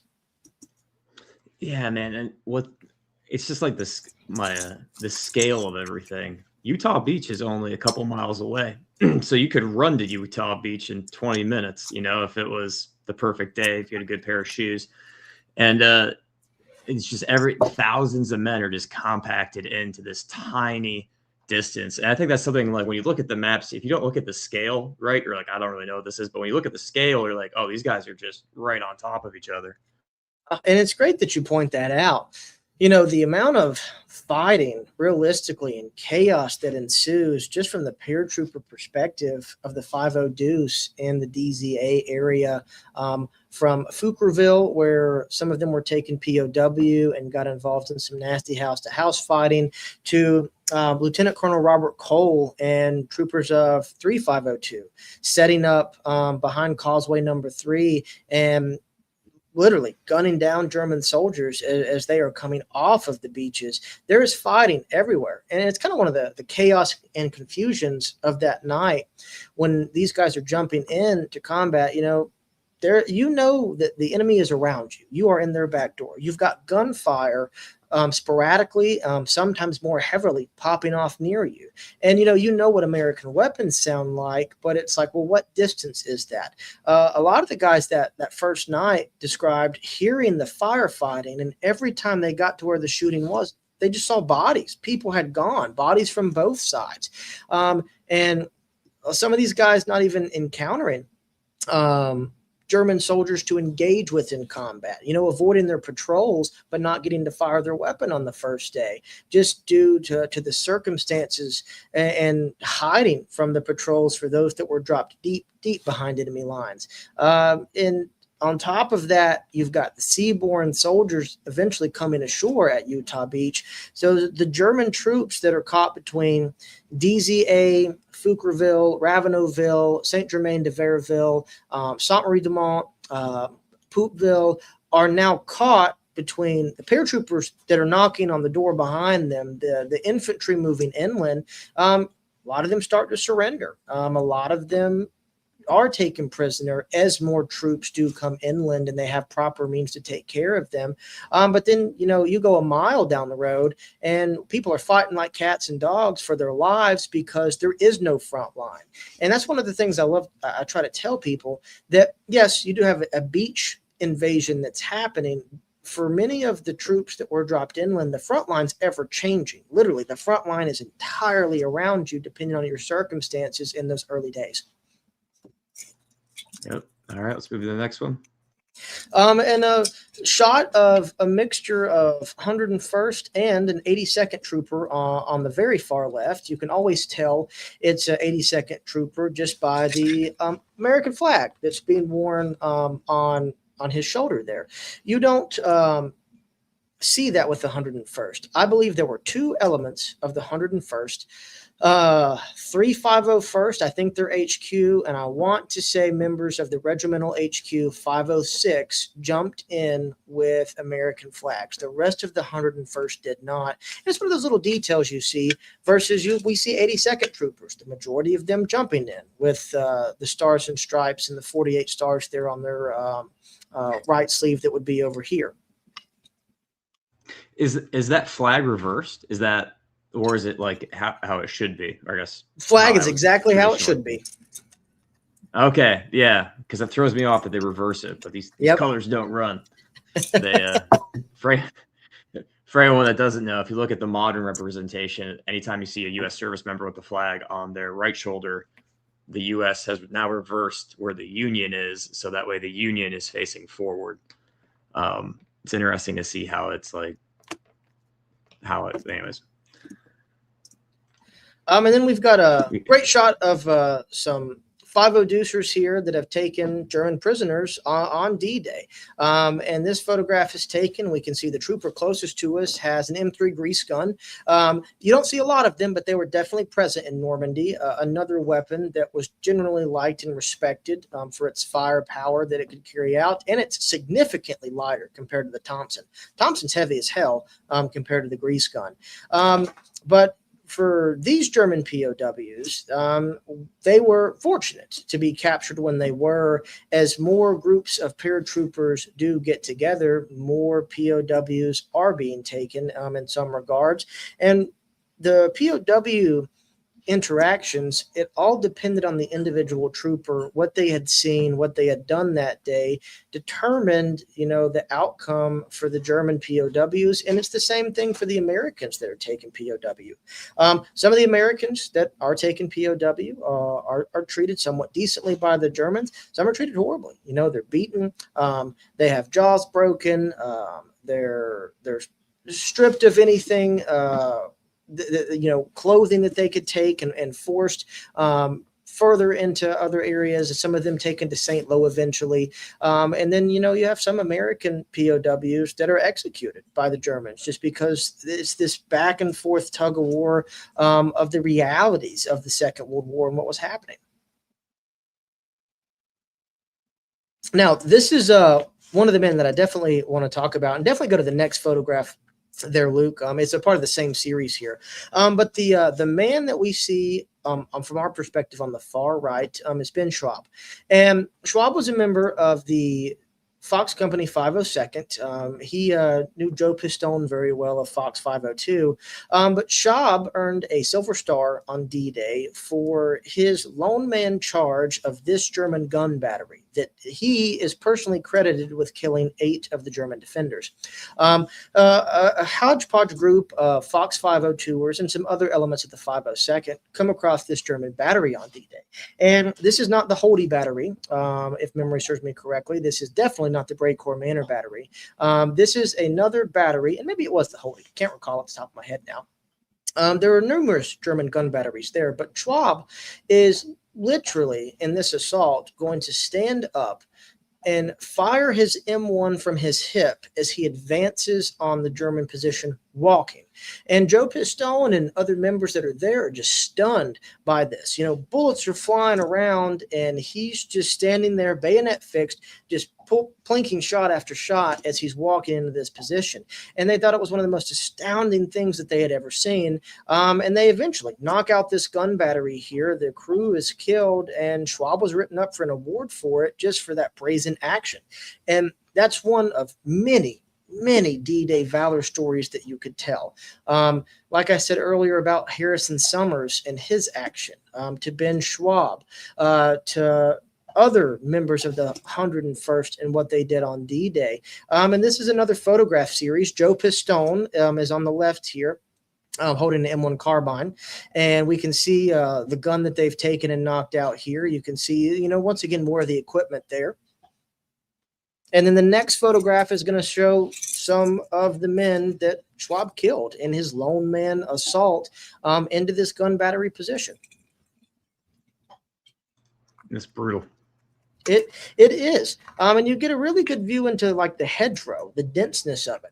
The hedgerows in Normandy, they were there for hundreds of thousands of years. The hedgerows were used to separate farmland into who owned what.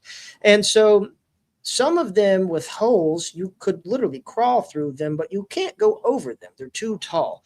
Eventually, we bring in dozer tanks, and we had fit unique attachments to the front of them to allow them to literally plow through this vegetation. But the hedgerows on D-Day and even throughout Normandy literally determined life and death. You could be on one hedgerow and the Germans be in the next one, and you're separated by 75 to 100 meters. And due to the thickness of it, you don't know that they're there until your patrols perhaps run into each other, or your patrols pass each other in the darkness, and you don't even know it. They were perfect places for MG positions, for marksmen, to set up all sorts of ambush points and create all sorts of absolute hell and chaos. And due to the closeness of it, it's why I said earlier, the Thompson submachine gun becomes a very favorite weapon to be utilized in this close quarter fighting. These farm field fights, right? So, like, how could one guy knock out 8? But if we've just paying attention to all that combat footage that has come out of Ukraine, all it matters is if you get the drop on somebody. And as much as people like to rag on video games, like if you play a tactical shooter, you can easily come up on some guys not paying attention. It's just kind of an interesting thing where, you hear like, how do you take on 8 guys? Like, well, if you're at the right place, right angle, right, and they don't see you coming, there's nothing you can do, right? But it's over before you even have a chance.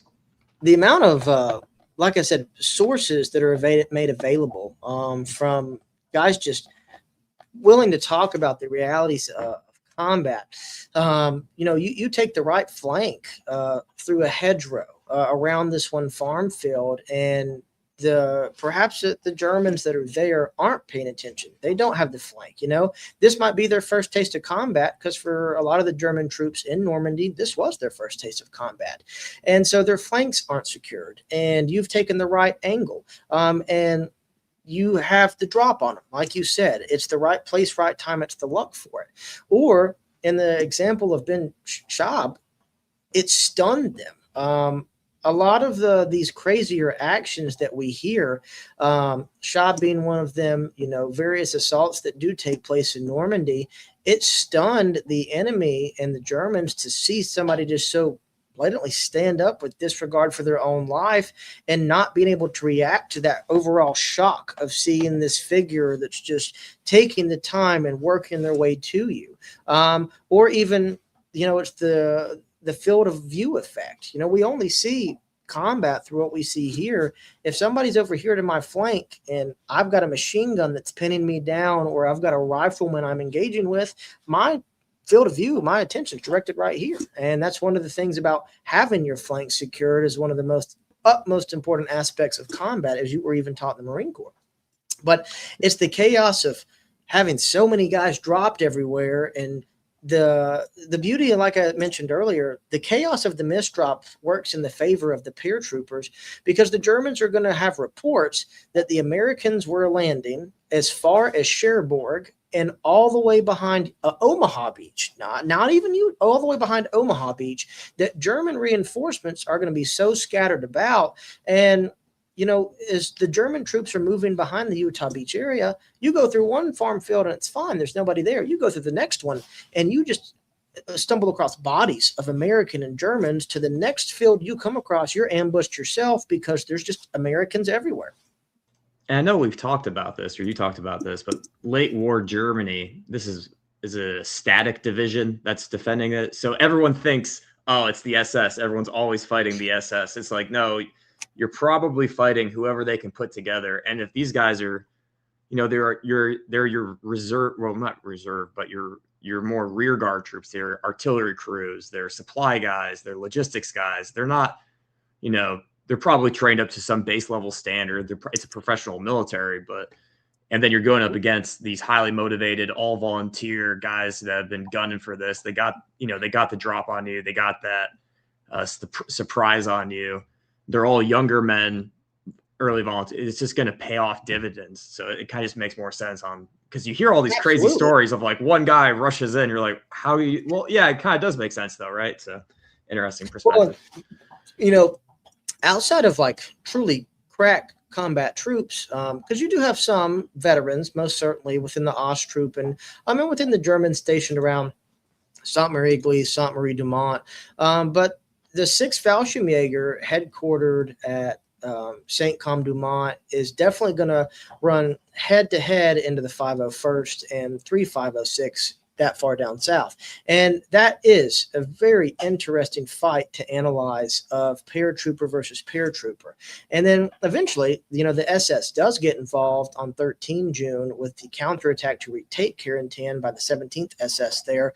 But you're right. This is static divisions to eventually to where you are fighting Ost battalions to you're going up against German Fallschirmjäger that was considered to be a respectful fight there, and how you viewed each other. My dog got his chicken, so. No, it's just, this is always interesting to know. And then, yep, carry on. And then we've got, photograph of American paratroopers rallying on D-Day in Sainte-Marie-du-Mont. And Sainte-Marie-du-Mont is one of my favorite villages to go to when I do get to Normandy, just because this is 101st territory on D-Day and beyond.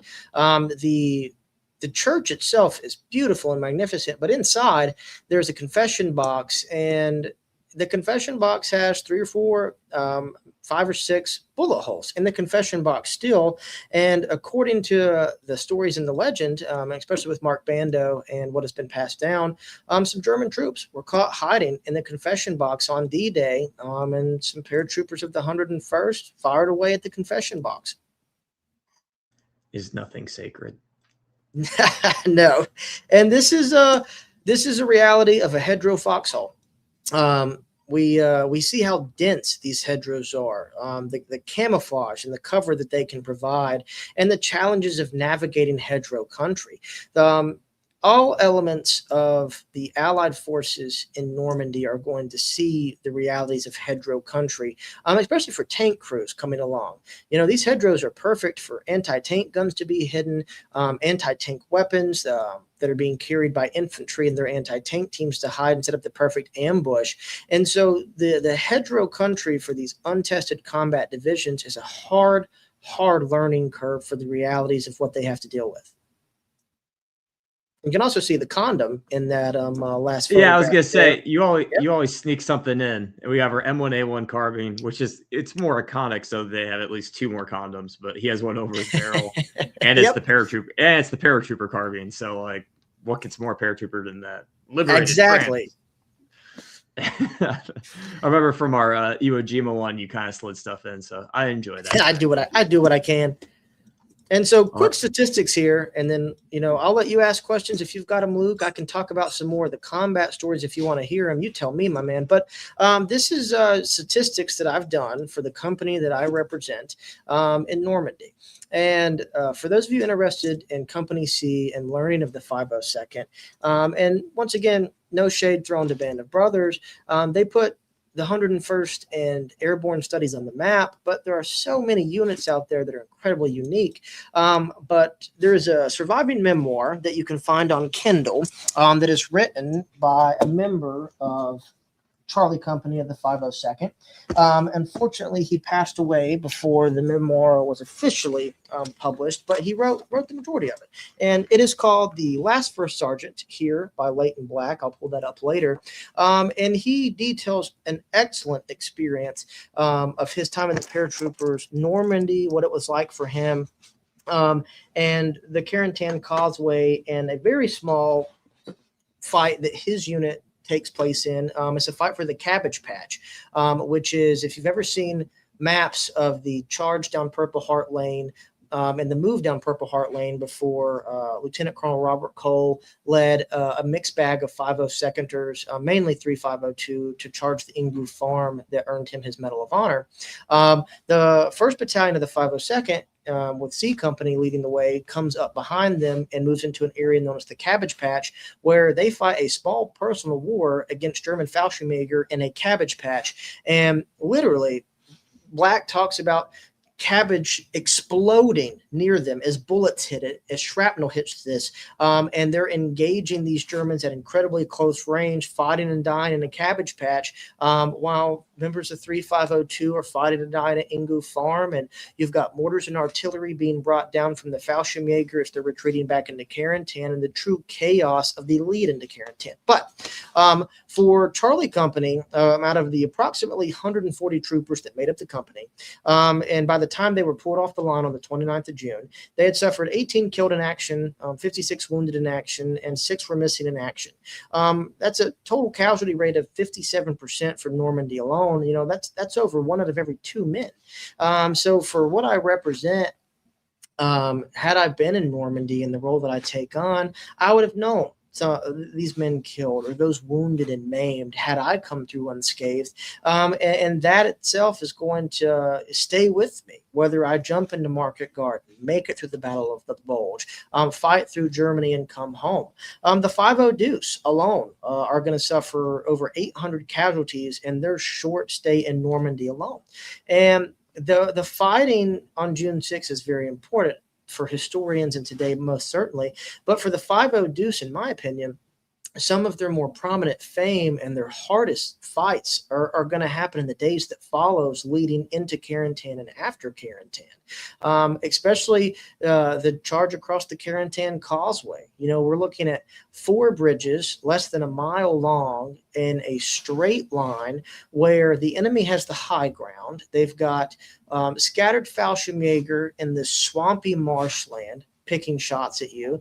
You have German anti-tank gun, an 88 that was stationed up on the hill there, as reported at least, that could fire down onto the causeway. And you have to cross this open terrain with no cover. You can't swim the causeway. We weigh too much. We can't just take rubber boats or wooden boats and cross the flooded marshlands for sitting ducks. There is no other way to get to Carentan from where we are due to how the Germans did flood the fields, except across this causeway. And the 502nd will dub it Purple Heart Lane due to the amount of casualties that they take just crossing this one piece of real estate that they pay for in blood. Yeah. Well, I want to transition. I want to talk about two things: Brothers in Arms and Band of Brothers. We'll start with Brothers in Arms, just to keep it to the 502nd. So, how does Brothers in Arms do? Come on, load for me. How does Brothers in Arms do for actually? Oh, no, it's not going to let me share my picture. How does Brothers in Arms do for representing the 502nd? For those of you that don't know, Brothers in Arms was the greatest World War II shooter that ever came out. Came out in 2005, Road to Hill 30, and you basically play through the squad leader's perspective of being a squad leader as a paratrooper. You start with like one or two guys in your squad, and then you end the fight with different characters and stuff like that. I guess it's reversed, right? Because you start at the Bloody Gulch and then you end at the Bloody Gulch. Sorry, I ruined a game that came out 20 years ago. But, in my opinion, for historical sake, outside of just because the unit's called I think it's Fox Company, 3rd Battalion, 502nd. Outside of that, I would give it a 10 out of 10. What I loved about the game is not the actual play in the game, but the history and passion that was put into it. When you finished a mission, you could go into the game itself, done by Gearbox, and you could read the actual historical accounts of what happened for that level of the game. This is where I first read about and learned who Staff Sergeant Harrison Summers was and what he did on D-Day. And then I actually bought the books that included him and learned of his actions. This is where I learned about Lieutenant Colonel Robert Cole and the actions that he did in Normandy on D-Day, beyond, and eventually, of course, earning his Medal of Honor.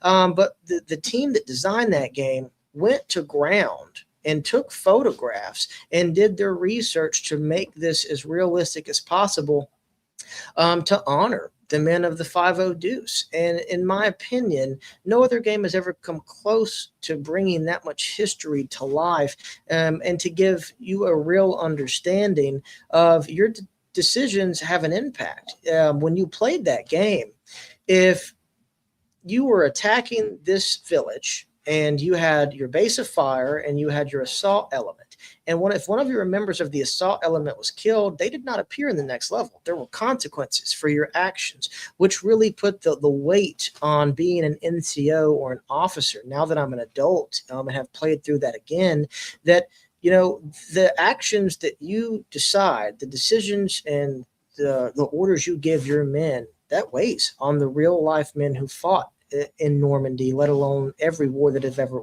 we've ever been a part of and anyone's ever been a part of. And that was a real life struggle that you knew that you very well could lose men in this assault. And that was something that you had to live with, that those decisions you were going to make there. But it also showed the ugliness of the brutality of war, how senseless war could be. The deaths of Allen and Garnett, we eventually learn about that in the game. Realistically, just how easy death was able to find people in Normandy versus how others seem to be untouchable. But in terms of real life, that's Lieutenant Colonel Robert Cole. He was untouchable in Normandy. His men described him as having a death wish or being the luckiest son of a bitch to live. And that's how he led and fought. He's killed, if memory serves me correctly, on D+3 in Operation Market Garden. In Holland. He's shot by a sniper and killed. This man that was so untouchable and of myth and fame in Normandy snuffed out in the next operation. And that's a reality for a lot of these Normandy veterans that do come out unscathed. They, in the next operation, are wounded themselves or unfortunately get killed or killed later on in the Battle of the Bulge. But Brothers in Arms if you ever want to see and learn about small unit tactics from the 502nd, I can't recommend it enough. Well, yes, it is a video game. The historical love and passion that went into that are beyond any other game that I have ever seen since its time. And I just want to build off that because they showed pictures of, they would show you a picture of the battle or the street and the house, and then they would show you it in the video game. So you're like, oh, I'm actually fighting down that. Yep. And you're talking about the gameplay when you're actually pulling that rifle up to your shoulder like an M1 Grand. Your sights are moving all over the place. You might have somebody lined up, but that round's not hitting. And like when I was a kid, I'm like, what the hell? Like, come on, this is like Call of Duty. Like, why can't I hit? And then as you know, making a channel that's regarded to shooting and like having a lot of shooting experience, like, no, that is actually how it would go. Like, you don't just bring up and you're cool, calm, collected. The breathing doesn't impact. If you're pushing 50 yards here, 50 yards there, running 100 meters, we saw this all the time in training. Like, you can't hit anything, dude. Like, it is just impossible to like accurately put rounds on target. And I feel like that game captures like physical stress, anxiety by just making things just not hit where you're aiming. So like, I love that about it. But man, you're making me want to play like Brothers in Arms. You're making me want to play Steel Division. You're making me want to play Gates of Hell. I need to, so much time. All right. So I don't want to take too much of your time. I have a French musket to unwrap here, but I do want to talk about some of the we'll start with misconceptions, right? So what are the misconceptions, or what does Band of Brothers get wrong? The caveat being, obviously, Band of Brothers is like the greatest war series to come out in the last half century, if ever. So Band of Brothers, it's at the peak. No one's questioning it, but it has to get some things wrong, right? Right. So first things first, Easy Company, 506 did not win the war single-handedly. They do their part, but so does every other element of the 101st. You know, the 82nd, the British 6th Airborne Division, regular infantry units. And I always tell people this, and it's actually what I got from Mark Bando. Had Stephen Ambrose chose any other unit, whether it was in the 101st, the 82nd, or even a standard infantry unit, that group of men would have been the Band of Brothers that we know today. It could have been F502. It could have been E501. It could have been, Company A of the 116th Infantry Regiment. That would have been the Band of Brothers that we see today. So always keep that in the forefront of the mind. But Band of Brothers does get a lot of things right. Terminology in many ways for the vocabulary that's used. And it's really interesting. I would love to do a Band of Brothers in the Pacific breakdown with you one day on a show that's made before 9/11 versus a show after 9/11. But for the D-Day episode alone, the first contact in Band of Brothers that we see is Lieutenant Winters, who is weaponless, and his ragtag group of men from E506 and two 82nd Airborne paratroopers that they have gathered consist of Joe Toy, Bill Garnier, Popeye Wynn, if memory serves me correctly, and Carwood Lipton. And so they set up this ambush of this German horse cart that's being drawn unsuspectingly. And Bill Garnier opens up fire first, and we see that. In actuality, Lieutenant Winters and his group did not do that. They were a part of a column that was attached to Lieutenant Colonel Robert Cole. Cole had met up with Winters, I believe, along the D914, and added to his ever-growing group of well over 100 troopers.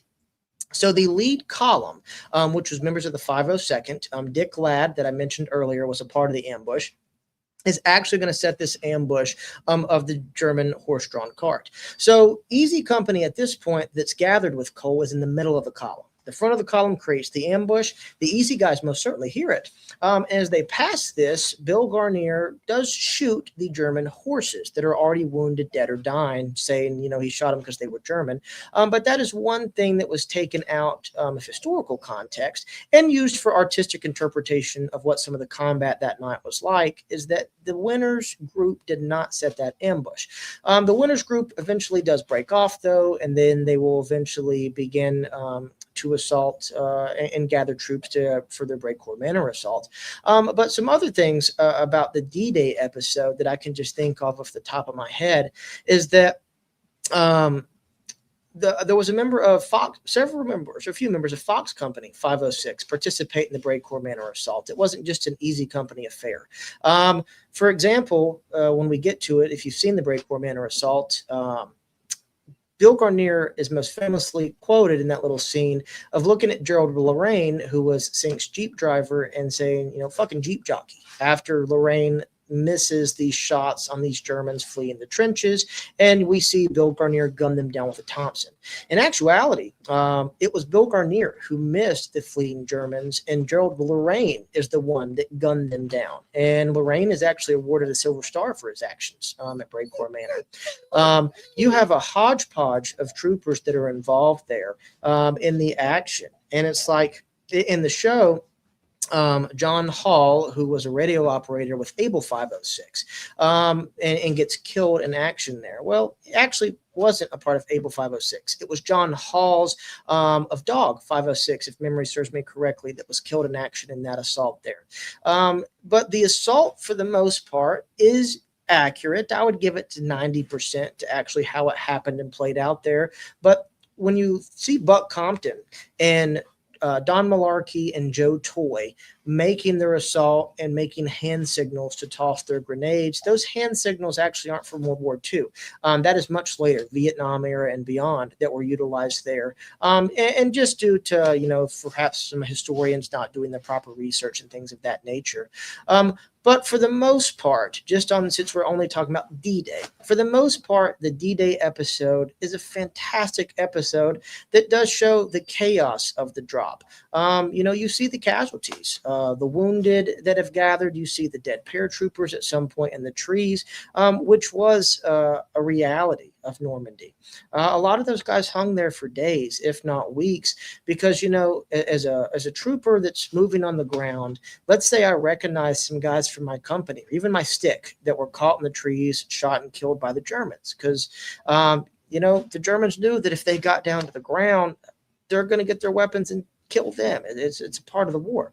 I can't just climb a tree and cut these guys out of the tree. I've got a job to do. I have to go fight. I have to follow the orders given to me. Graves registration will take care of that.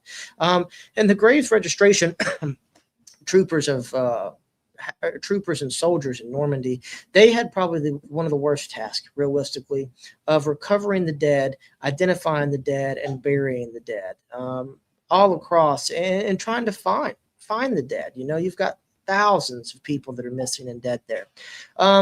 But as Band of Brothers goes on, we could talk more about it another time. Most certainly, I would give Band of Brothers overall an 8.5 out of 10 on what they get right versus what they get wrong. But that's just being nitpicky. They do set the standard. But I do hope that folks see this, take more information from this, and want to learn about the 502nd, learn more about the other battalions of the 506 or the 501st, and their fight at the La Barquette locks there. That is a brutal rating, 8.5 out of 10. I don't even know. I give all we have in the Revolutionary War era is the Patriot, and I give the Patriot a 6 out of 10. It's just a fun movie. It's a fun movie. Yeah, I did. It's a fun. Oh, I'll absolutely bring you back on because I want to talk about Band of Brothers. I want to talk about the Pacific, and that is interesting because Band of Brothers drops the weekend before 9/11 or the weekend after. And so, for me, just for me and a lot of our generation, 9/11 happens, Band of Brothers happens. Band of Brothers starts off talking about Pearl Harbor, we was attacked, right? And then as a kid, 9/11, we was attacked. It's This is our generation's Pearl Harbor moment. And then Band of Brothers, World War II, that generation is just passing on. They're in their late 70s, early 80s. It's the height of World War II in media, to the point where there's a reason for the last 10 years or 15 years, really, they haven't touched World War II. It's just they overdid it. But I would love to have. I mean, there's still World War II stuff, but you know how it was, early 2000s, mid 2000s. Yep. It was the highlight. It was at its height. And I guess I want to hear your opinion on, well, one, this is the Bray Corps Manor assault. I didn't realize the guns were all in the line. I thought there was like an L. So I guess the machine gun position is back to the left to provide flank cover or something. So I could see how they could run down that line really quick. But I'll have to look into that battle a little bit more. But the question I have for you is, go ahead. You go ahead.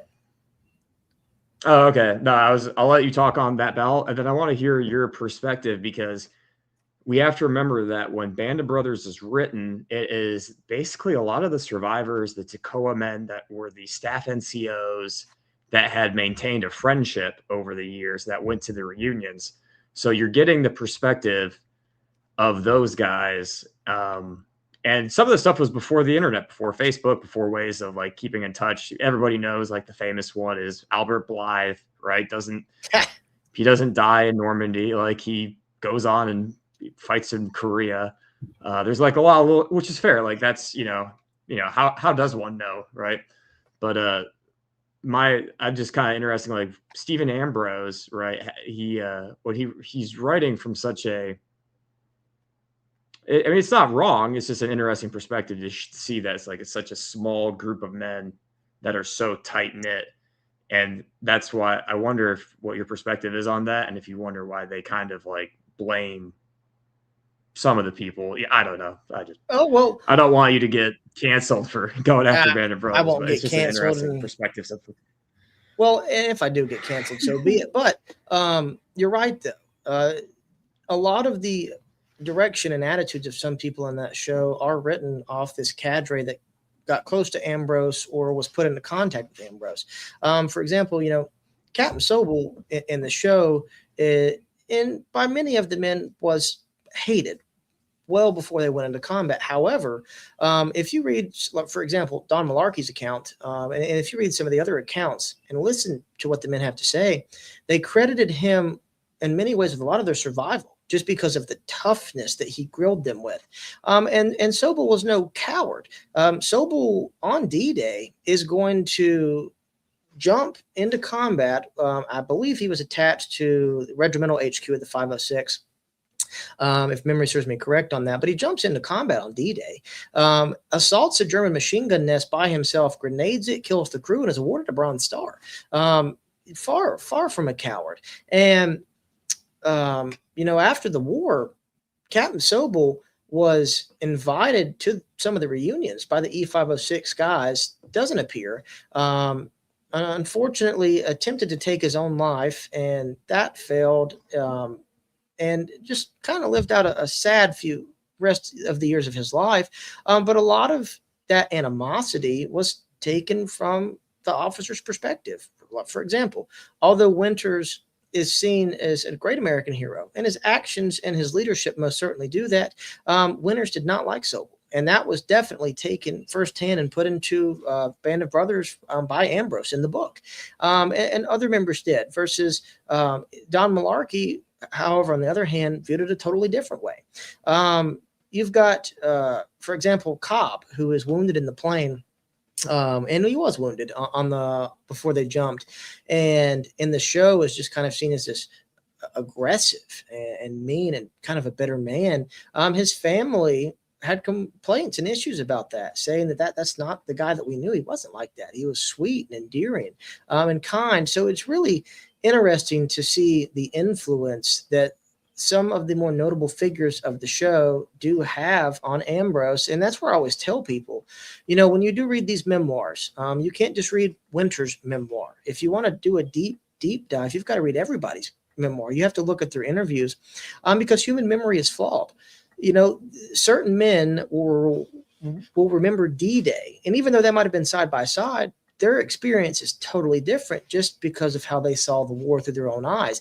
However, due to personal preferences and personal biases, it's important to understand how some people did not like certain members they served with and others did. It's the uniqueness of humans, just being humans, and us liking one another as characters versus things that we dislike each other about.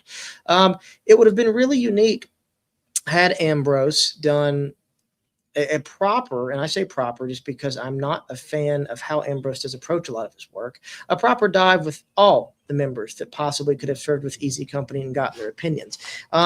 there's a great book that I have to recommend to people that I'm going to grab real quick. It's right here. That is a companion to Band of Brothers that I believe is better by leaps, leagues, and bounds.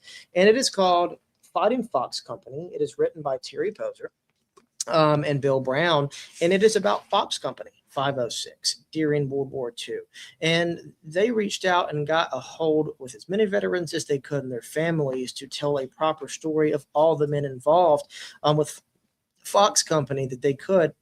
It is a phenomenal, phenomenal research and effort that I highly, highly recommend to anyone interested in paratrooper studies. Yeah, I just want to build off that real quick. Great summary. The oh, is this gonna go full screen? Come on, do my full screen. Full screen. Cobb, you need a guy like Cobb. And for those that don't remember the scene in the show, after D-Day, after Normandy, before they jump into Holland, the new guys show up, and they're wearing what Cobb is wearing right here on his left chest, that purple presidential unit citation. So the president gives the unit a citation. I think it's to the regiment. Correct. And the new guys are wearing it, right, for action done on Normandy. And Cobb rightly points out, hey, man, like, you weren't there. Like, you can't wear a regimental, thing. And then was a sergeant, the big sergeant, I can't remember his name. Bull Randleman Comes over. Bull Randleman comes over, and because the new guys take off the presidential unit citation, they put it on the bar table, and they walk off. Bull Randleman comes up, and he's just like, shit, Cobb, you weren't there either. And Cobb's like, well, I got shot in the plane.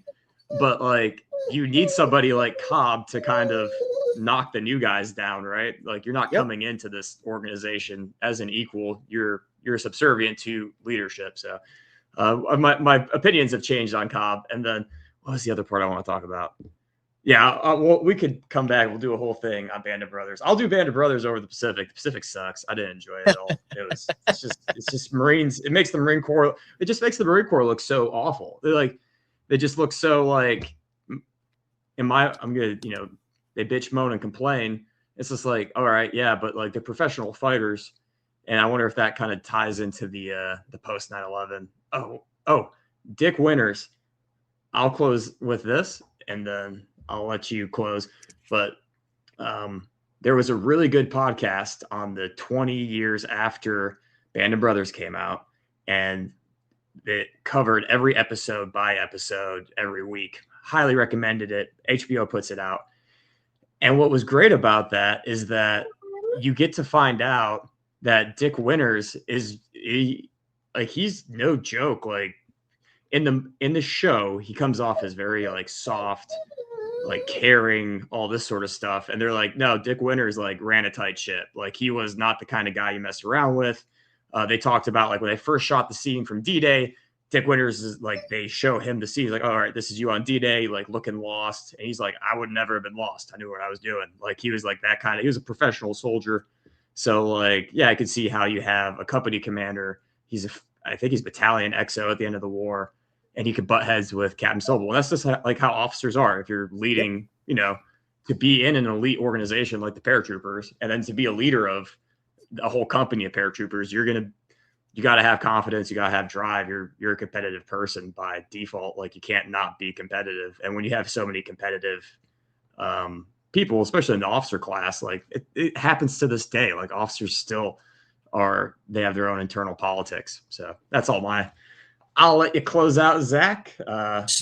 I'll leave us with a quote here that I should have brought into the combat portion of my talk today, and I didn't. And for those of you out there that perhaps want more of a combat testimony of the 502nd, I'll happily do that for you guys. But this comes from Avenging Eagles, and this is a quote from Stash Bernowski, who was with Headquarters Company, 1st Battalion 506. And I'll leave you with this to ponder about the realities of D-Day in Normandy and the Second World War in general and beyond and before. Imagine being an 18-year-old kid. They train you to kill, then load you down with weapons and drop you into enemy territory. They've drilled into you, God. You are God. You have the power of life and death over anyone who gets in your way. Yeah, that's intense. Well, thank you so much, Zach. Mr. Wood, thank you for coming on. I'll have you on again. It's always good because you come so prepared and makes this really easy. I always enjoy our conversations. You got to go off and do some realism. I have to go unbox a French Marine musket, and we'll do another one this fall. Or any other time. I think I have you on for 5th Marine Division. We'll do a Yes, special sir. sometime soon. All right, guys. Thank you so much, Zach. Again, take this day. I know I'm pretty amped up about it because I love history, but yeah, it's a somber, serious day. Obviously, it's an anniversary of one of the important pieces of American history. And until next time, take Thanks, my care. friend. Take care now.